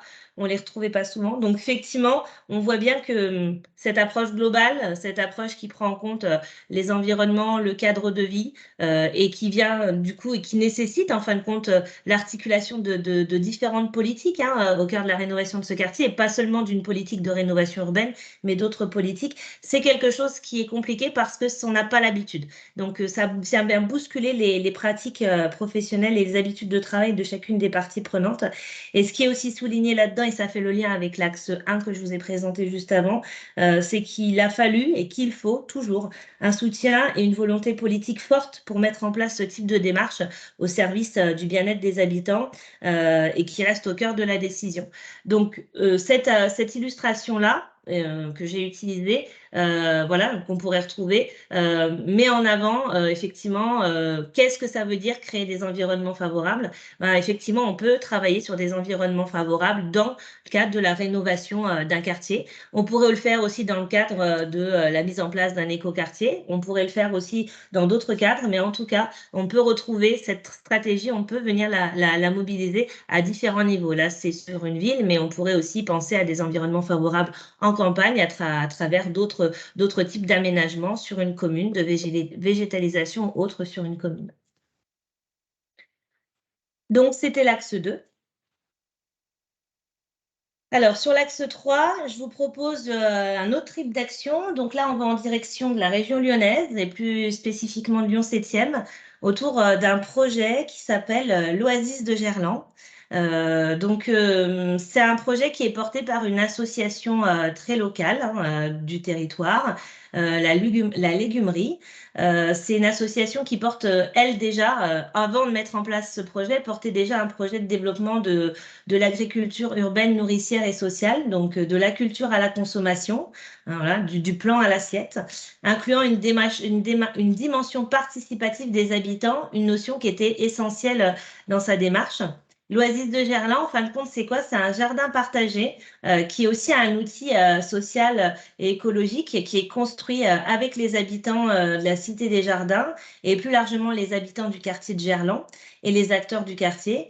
C'est un espace, alors vous n'avez pas les photos là sous les yeux, mais pareil, vous avez un lien en dessous, vous pourrez aller voir. Il y a toute une fiche qui va vous permettre de voir visuellement à quoi ça ressemble. Mais c'est un espace partagé au sein d'un quartier.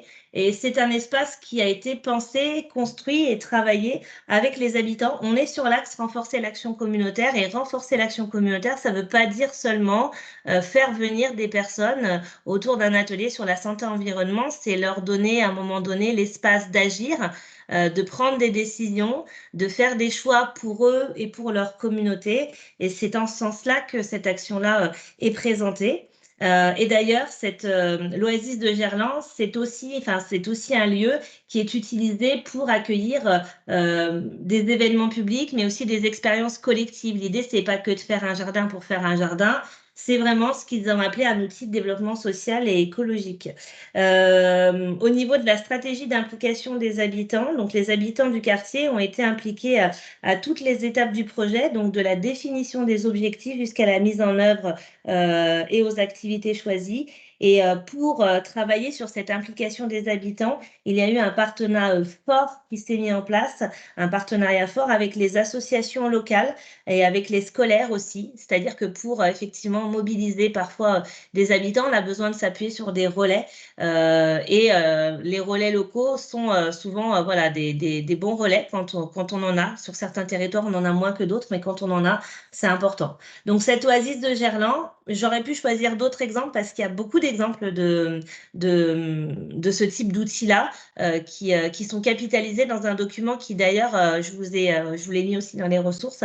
J'en ai choisi un, mais j'aurais pu en choisir d'autres. Ce qui semble intéressant dans ces démarches-là, c'est toujours la place qui aura été donnée aux personnes dans le projet, la manière dont ils ont été appliqués à toutes les étapes et dès le début de l'action, et de voir comment on fait d'une action collective participative aussi un outil de rassemblement, un outil collectif, un outil de partage au cœur de quartier, au cœur, et pas forcément de quartier dit quartier prioritaire, hein, au cœur de quartier, d'habitation, de cadre de vie en proximité avec les gens.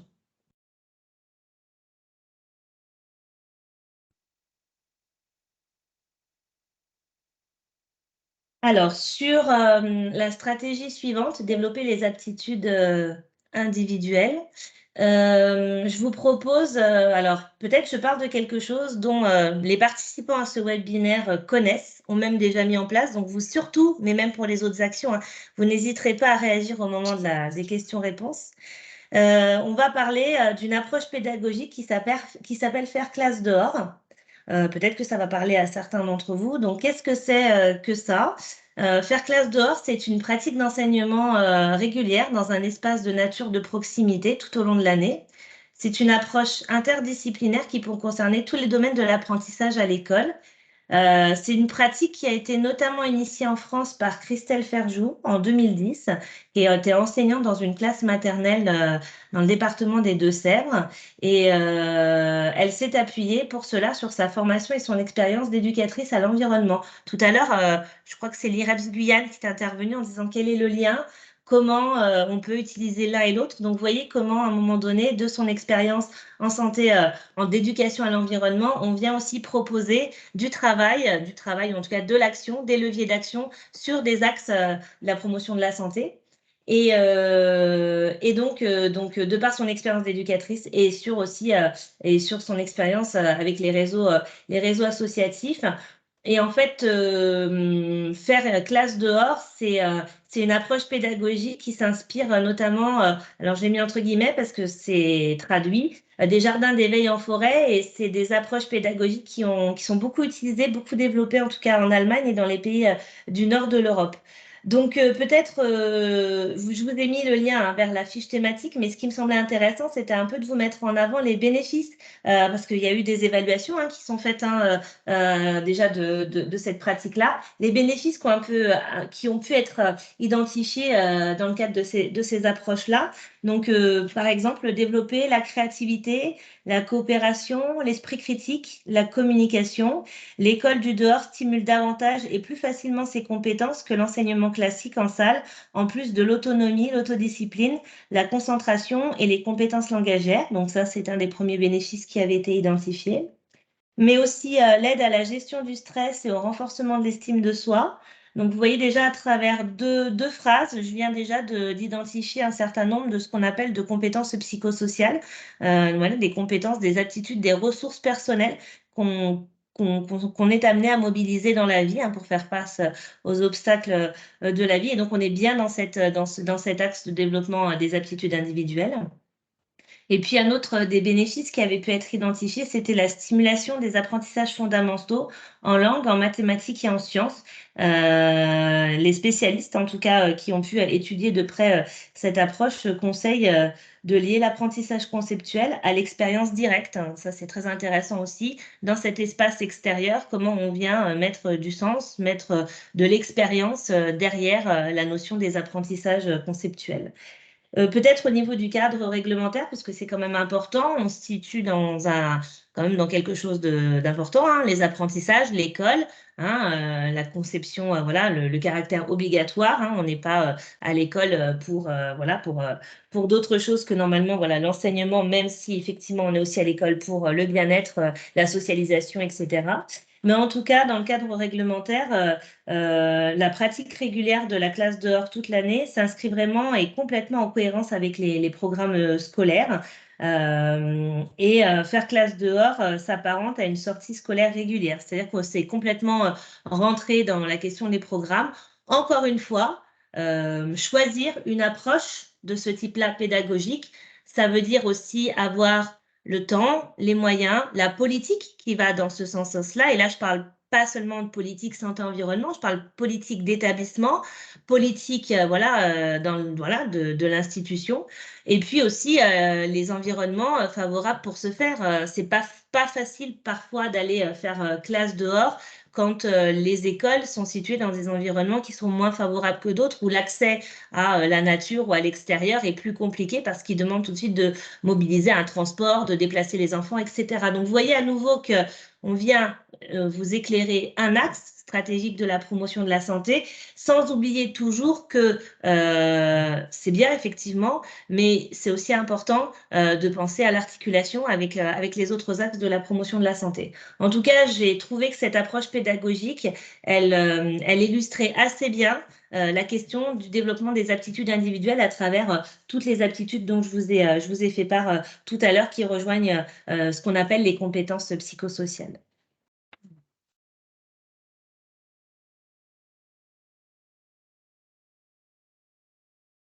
Alors, sur la dernière stratégie qui concerne la réorientation des services de santé, pour cette stratégie-là, j'ai choisi de vous présenter, en tout cas de vous présenter, pas dans les détails, hein, parce que vous pourrez toujours aller voir en ligne, d'illustrer cet axe-là par un MOOC qui s'appelle « Intégrer la santé environnementale à votre pratique » et qui est organisé à l'ISPED de Bordeaux. Qu'est-ce qu'un MOOC? Massive Open Online Courses, excusez mon accent anglais. Donc, ils sont aussi, comme leur nom l'indique, des formations. C'est un format interactif, hein, dispensé en ligne, ouvert à tous par inscription. C'est un format d'apprentissage en ligne qui est né de l'initiative de grandes universités américaines. Aujourd'hui, on en retrouve beaucoup des MOOC sur différents sujets. Et là, pour le coup, l'ISPED de Bordeaux a voulu mettre en place ce MOOC qui donc s'appelle « Intégrer la santé environnementale à votre pratique ». Cet enseignement à distance, il a pour vocation d'apporter des connaissances scientifiques sur la santé-environnement qui pourront être utilisées pour tout professionnel de santé pour répondre à ses interrogations, à celles de ses patients. Donc, je ne sais plus le nom du monsieur qui est intervenu tout à l'heure, veuillez m'en excuser. L'expérience dont voilà, sur laquelle tu m'as alerté, Alicia, en commentaire, voilà, je trouve que c'est intéressant parce qu'on rejoint des éléments comme ça, comment à un moment donné, on va effectivement apporter, outiller, ressourcer des professionnels, pour le coup, de santé sur ces questions des enjeux en santé-environnement afin qu'ils puissent eux-mêmes intégrer ça dans leur pratique professionnelle pour eux et aussi pour leurs patients, mais aussi, c'est un mot qui est ouvert aussi à toute personne intéressée par cette thématique et qui souhaite avoir accès à des données validées. Et en tout cas, celui-là, il s'adresse notamment aux professionnels de santé, aux médecins, aux dentistes, aux sages-femmes, aux infirmiers, pharmaciens, kinés, professionnels en santé-environnement aussi, parce que c'est important. Hein. Tout à l'heure, Alicia expliquait voilà, qu'est-ce que c'était que cet axe réorienter les services de santé, et elle a parlé de pluridisciplinarité. Et ben voilà, on y est là, comment effectivement dans un parcours de santé, un parcours de vie, on va pouvoir, tout à chacun, tout professionnel que va rencontrer la personne, se saisir de ces questions, de ces enjeux en santé-environnement. Pour ce faire, il faut déjà, on revient toujours à ça, mais cette notion d'acculturation ou de culture commune, en tout cas de culture partagée d'éléments partagés sur ces questions environnementales. Et de ce fait, voilà, ce MOOC permet effectivement d'aller construire, renforcer les connaissances de manière générale sur la santé environnement, mais aussi comment elles peuvent être réintégrées dans des pratiques professionnelles à destination des patients.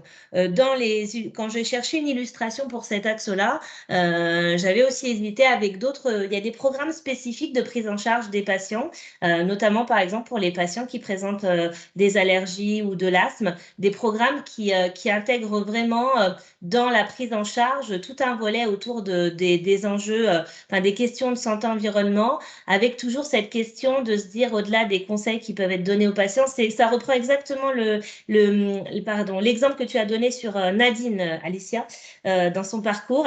Nadine est asthmatique et du coup, Nadine, effectivement, si personne va à son domicile pour voir un petit peu comment il est fait et qu'est-ce qui se passe, on aura beau lui dire d'ouvrir sa fenêtre 3 fois par jour, reste que son appartement, il est peut-être insalubre, peut-être qu'elle vit effectivement à proximité d'industrie, etc. Et donc, il y avait un autre exemple que j'aurais pu vous donner, ça s'appelait le parcours Angel.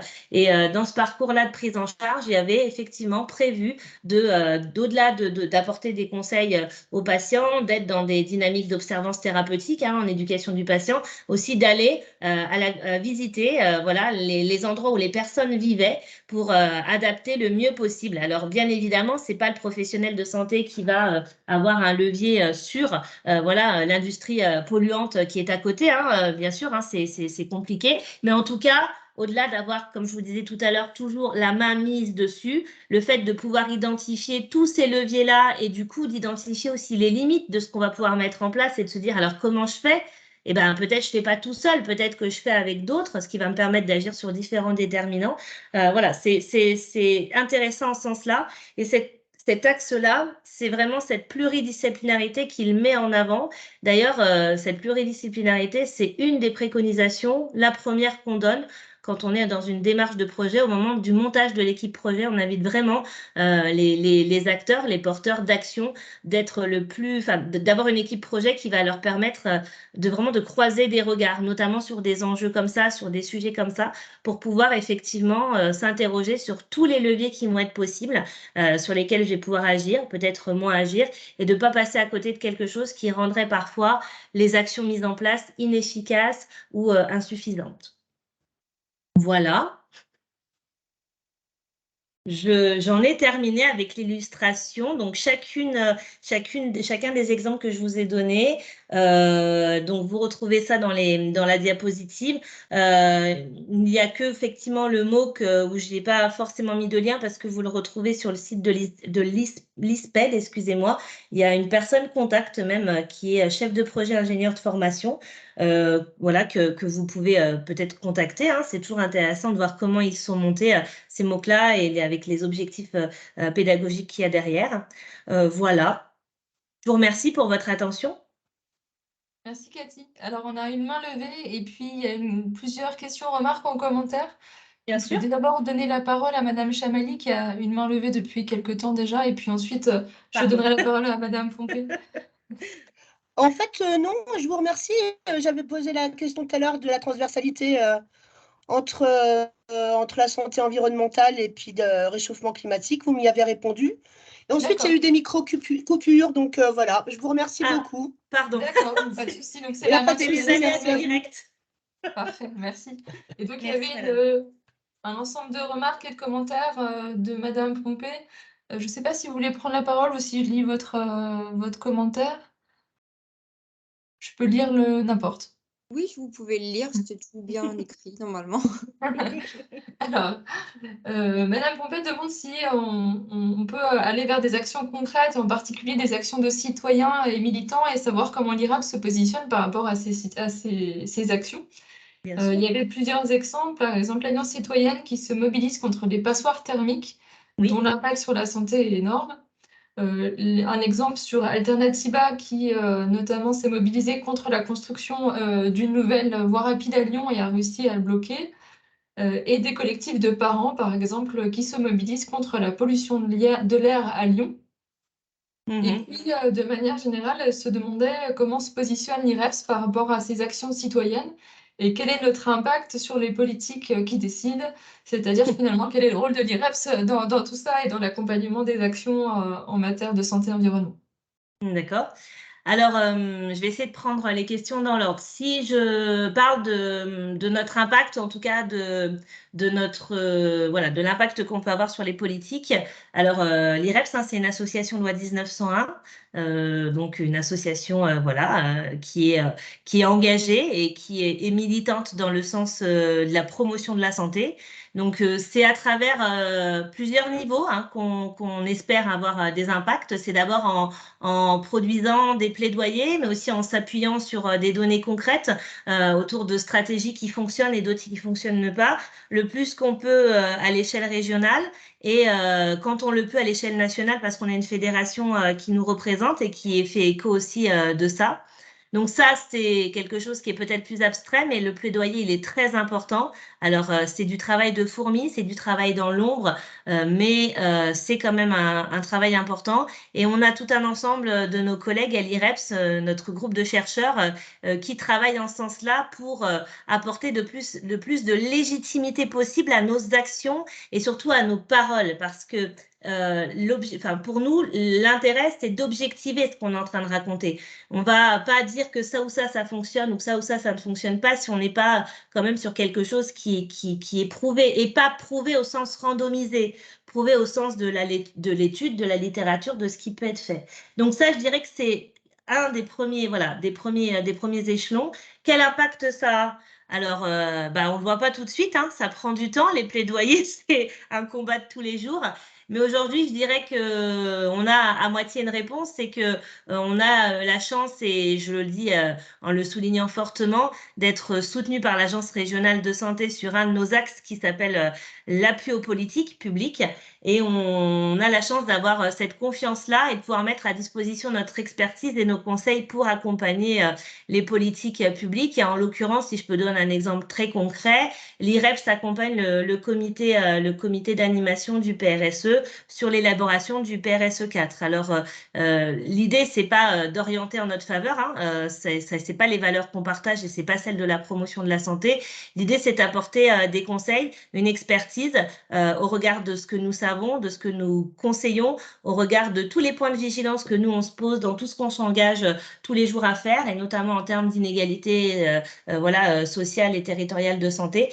Et donc, notre rôle, en tout cas, un de nos rôles et un sur lequel on est en tout cas soutenu et financé, c'est sur cet appui aux politiques. Donc, notre levier d'action à nous, il est donc au niveau des plaidoyers, mais aussi au niveau de l'accompagnement même de ces politiques. Et si je redescends un peu plus et que je fais le lien avec une autre de nos missions, qui est celle d'accompagner des projets de santé sur le territoire auprès d'associations, de collectifs, on a aussi effectivement le rôle, la possibilité d'accompagner des collectifs. On a déjà travaillé avec des collectifs de citoyens sur des quartiers prioritaires politiques de la ville. Demain, on pourrait travailler avec d'autres collectifs hein, sur ces questions-là. Au contraire, si on fait comment dire, le plaidoyer de la participation au sens du renforcement communautaire, et c'est un des axes forts de la promotion de la santé. Je ne vois pas pourquoi c'est des démarches qu'on ne soutiendrait pas, qu'on n'accompagnerait pas. Alors nous, on les accompagne avec tout ce que nous, on sait, tout ce qu'on sait faire et tout ce qu'on peut apporter comme outil. Alors c'est peut-être effectivement, je dirais, un rôle peut-être limité, mais en tout cas, c'est ce qu'on essaye d'apporter au plus près des territoires, au plus près des populations. Donc voilà, j'essaie de réfléchir sur la question qui m'était posée initialement. Donc, il y avait effectivement le rôle de l'IREPS, l'impact que l'on peut avoir, les différents niveaux sur lesquels on peut interagir, intervenir. Voilà, je ne sais pas si c'est assez complet pour madame dans ma réponse. Ah oui, merci. Très bien. Je pense qu'il y a juste des collectifs qui ne vous connaissent pas et qui peut-être ne vous contactent pas, même s'ils auraient besoin de vous, en fait. C'est juste oui. ça. Tout à fait. Alors, écoutez, c'est pour ça qu'on fait aussi ce type d'action-là. Hein. C'est parce que les webinaires, c'est une manière aussi de présenter qui on est, quand même. Voilà, même si on essaye quand même, nous, d'avoir ce développement local. Et c'est aussi de transmettre ce que l'on sait à ce jour en matière de santé environnementale pour construire demain une culture commune ensemble sur le territoire du Grand Est. Ça marche. Merci. Merci à vous.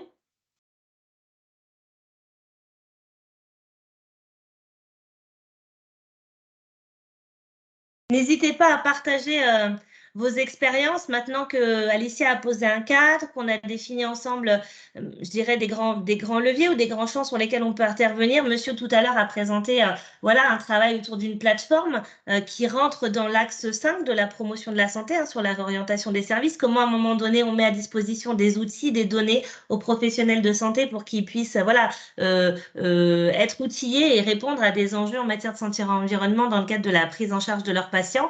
Vous aussi, et je suis certain, vous en faites tous, mais vous ne le formalisez pas. C'est souvent ce qu'on rencontre. Ce n'est pas formalisé en l'état ou comme tel. Les gens nous disent, mais nous, on ne sait pas ce que c'est que la promotion de la santé.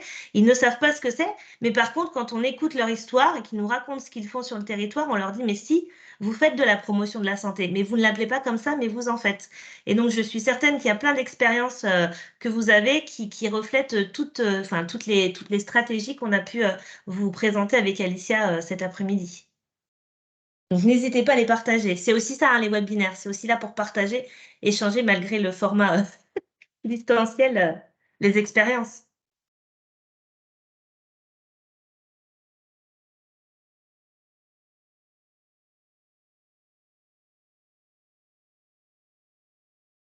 Alors, vous voyez dans les commentaires que par ailleurs, j'ai posté un lien pour pouvoir répondre à notre petite évaluation en fin de webinaire avant votre départ. Oui. Donc, on vous remercie par avance d'y penser. Alors, le premier lien ne fonctionnait pas, mais il semblerait que le deuxième qui a été posté fonctionne. On vous remercie vraiment par avance pour vos évaluations parce que ces trois webinaires qui viennent d'être réalisés, c'est aussi des nouveaux champs qu'on essaye d'investir de notre côté et pour qu'on réponde au mieux à vos besoins et qu'on puisse voilà, proposer des actions les plus efficaces possibles. On a vraiment besoin de vos retours voilà, sur ces... Autant sur le format, la forme, le contenu, enfin tout ce qui a pu être dit, si vous avez trouvé que c'était incomplet, enfin voilà, n'hésitez pas vraiment à nous faire des retours, c'est important pour nous en termes de démarche qualité. Peut-être Alicia, je te laisse présenter du coup les ressources, j'avance les diapos. Oui, vas-y. Alors attention, on est très moderne. Donc voilà, vous avez un très beau QR code que vous pouvez flasher avec vos téléphones. Et qui vous permettra d'être directement connecté à la belle revue de littérature que nous avons bien rendue aujourd'hui grâce à Julien. Mais en tout cas, voilà, qui est vraiment importante, qui est basée sur beaucoup de lectures, d'analyses, et vous verrez qui est aussi assez longue et étoffée. Donc voilà, je pense que c'est un bon moyen d'aller un petit peu plus loin que ces 2 heures de discussion qui restent néanmoins parfois un peu incomplètes, parce qu'en 2 heures, on ne peut pas brosser tous les champs. Mais donc, vous avez ce lien-là que vous pouvez explorer. Et donc, si le QR code n'est pas pour vous, vous pouvez quand même le retrouver la référence sur le site de l'IREPS. Donc, voilà, c'est aussi accessible pour, voilà, de manière plus traditionnelle. Donc, il y avait juste avant, ouais, il y avait Voilà, juste pardon. donc, toutes les ressources qu'on a mobilisées. Alors, pas toutes, mais en tout cas, celles qu'on a citées. Vous avez notamment les références bibliographiques, vous avez un podcast qui a été animé par l'IREPS ARA, donc avec Valérie Deldrève, donc vous retrouverez aussi son intervention qui est d'ailleurs très pédagogique, donc je vous invite à y aller ou à aller l'entendre si ça vous intéresse. Et donc vous avez voilà, des documents divers avec un document de constat par exemple, c'est la dernière référence. Peut-être juste préciser, parce que ça me paraît intéressant que vous le sachiez, sur la référence de l'urbanisme au service de la santé, c'était un numéro de mars 2022 de Santé en Action. Pour votre information, ces revues, elles sont disponibles en ligne et téléchargeables. Donc, vous pouvez aller les récupérer dans leur entièreté. Nous, on vous a mis effectivement la référence ici, mais vous pouvez facilement aller télécharger. Je vous avais mis un lien de toute manière sous les diapos par rapport aux actions. Et dans ce volet-là, sur l'urbanisme au service de la santé, vous avez d'autres expériences que celle de Miramas. Il y a aussi une expérience sur Dunkerque et je crois aussi au Canada. Et puis pareil pour Horizon Pluriel. Là, c'est une revue qui est réalisée par l'IREPS Bretagne et là, elle était sur la santé environnement, mais il y en a eu d'autres sur d'autres sujets. Et voilà, c'est toujours intéressant quand on a des revues comme ça qui nécessitent pas forcément voilà, d'aller chercher à droite et à gauche, mais qui peuvent être téléchargeables, ou en tout cas, vous pouvez, celle-là, elle était téléchargeable, et vous pouvez aussi demander à être gratuitement destinataire de cette collection, enfin, de cette revue, pardon, directement sur les sites des collègues de Bretagne.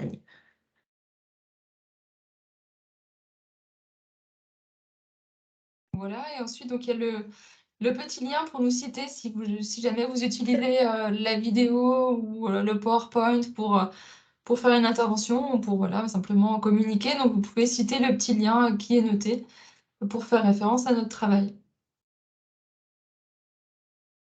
Voilà, et puis n'hésitez pas, on reste disponible si vous avez besoin, si vous voulez On continuer à ne échanger. raccroche pas comme ça. Voilà, donc n'hésitez pas à nous solliciter, à faire appel à nous. Toutes les informations sont sur le site de l'IREPS et puis vous pouvez également nous solliciter via ce site. Donc voilà, on reste disponible bien sûr. Et on vous remercie pour votre attention, même si effectivement c'est peu interactif ce type de temps. On sait que vous avez été derrière vos écrans à nous écouter, donc voilà, on vous en remercie.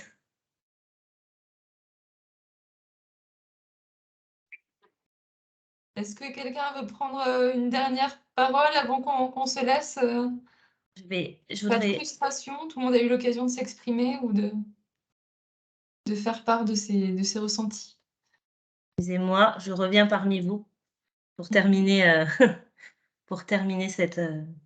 Je remercie à nouveau voilà, les collègues du comité d'animation PRSE d'avoir pris la parole et d'avoir été là pour porter cette politique. On vous remercie pour tous vos retours positifs, c'est chaleureux. C'était notre première avec Alicia ensemble, donc voilà, en tout cas c'est encourageant pour la suite aussi.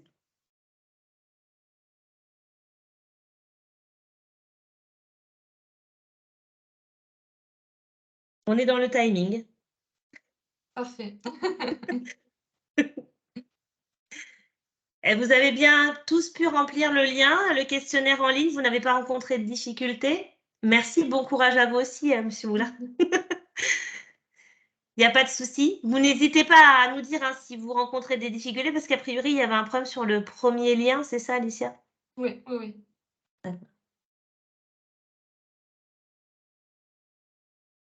oui. Et écoutez, s'il n'y a pas d'autres questions, oui, Julia. Dommage, t'es à l'écran. C'était pas le. C'était pas la manipulation. C'était pas le but. Il n'y a pas de souci. Il n'y a pas de souci. Peut-être avant de terminer, il faut qu'on s'assure que tout le monde ait bien récupéré le lien, peut-être, Alicia. A priori, je n'ai pas de réponse négative par rapport au lien, donc je pense que c'est bon. Ah, Madame Ruher. Oui, pardon, juste alors qui Je vous n'a en pas prie, madame. forcément lien, mais j'avais assisté à la première, non, à la deuxième réunion, et donc j'ai reçu un lien pour y aller. On me demande donc un mot de passe et donc mon identifiant. Donc je me questionne où j'ai cette information en fait. Vous parlez des webinaires de l'IREPS ou des journées de travail santé acteur dans le cadre du PRSE 4? Non, je parle des webinaires. D'accord, ok. Alors, on va prendre votre question parce que sur ce volet logistique-là, je ne serai pas en capacité de répondre. Donc, vous avez assisté… Émilie est connectée, peut-être qu'elle a la réponse. Ah bah oui, je ne savais pas vu. Je ne sais pas si elle nous entend. Émilie. Alors oui, Émilie je vous entends, Christophe. mais voilà, effectivement, vous avez reçu un mail de quelle nature? Alors, c'est la formation, la participation en promotion de la santé, de la théorie à la pratique.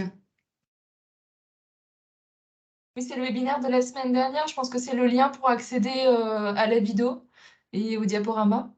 Oui, oui. C'est un mail qui vous a été envoyé par Emmanuel Lorient? Alors, attendez, je regarde qui est… Alors, bah, je viens de trouver ma réponse. Je vous prie de m'excuser. Très bien, tant mieux. Donc, Émilie Christophe, notre chargée de communication et notre référente doc à l'IREPS Grand Est. Comme ça, vous rencontrez aussi, voyez, des personnes de l'équipe de l'IREPS Alors, c'est Grand Est. parfait. Je m'excuse. Du coup, je Il n'y viens a de pas de souci, il faut mieux poser les questions. Donc, pour rappel, il y aura, Émilie, que je ne dise pas de bêtises, il y aura une communication globale qui sera envoyée avec l'ensemble des webinaires.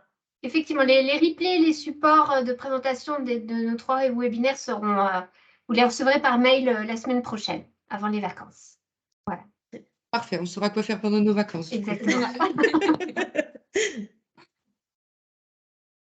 Écoutez, on va pouvoir clôturer ce webinaire. Je vais donc arrêter l'enregistrement. Voilà. Et puis,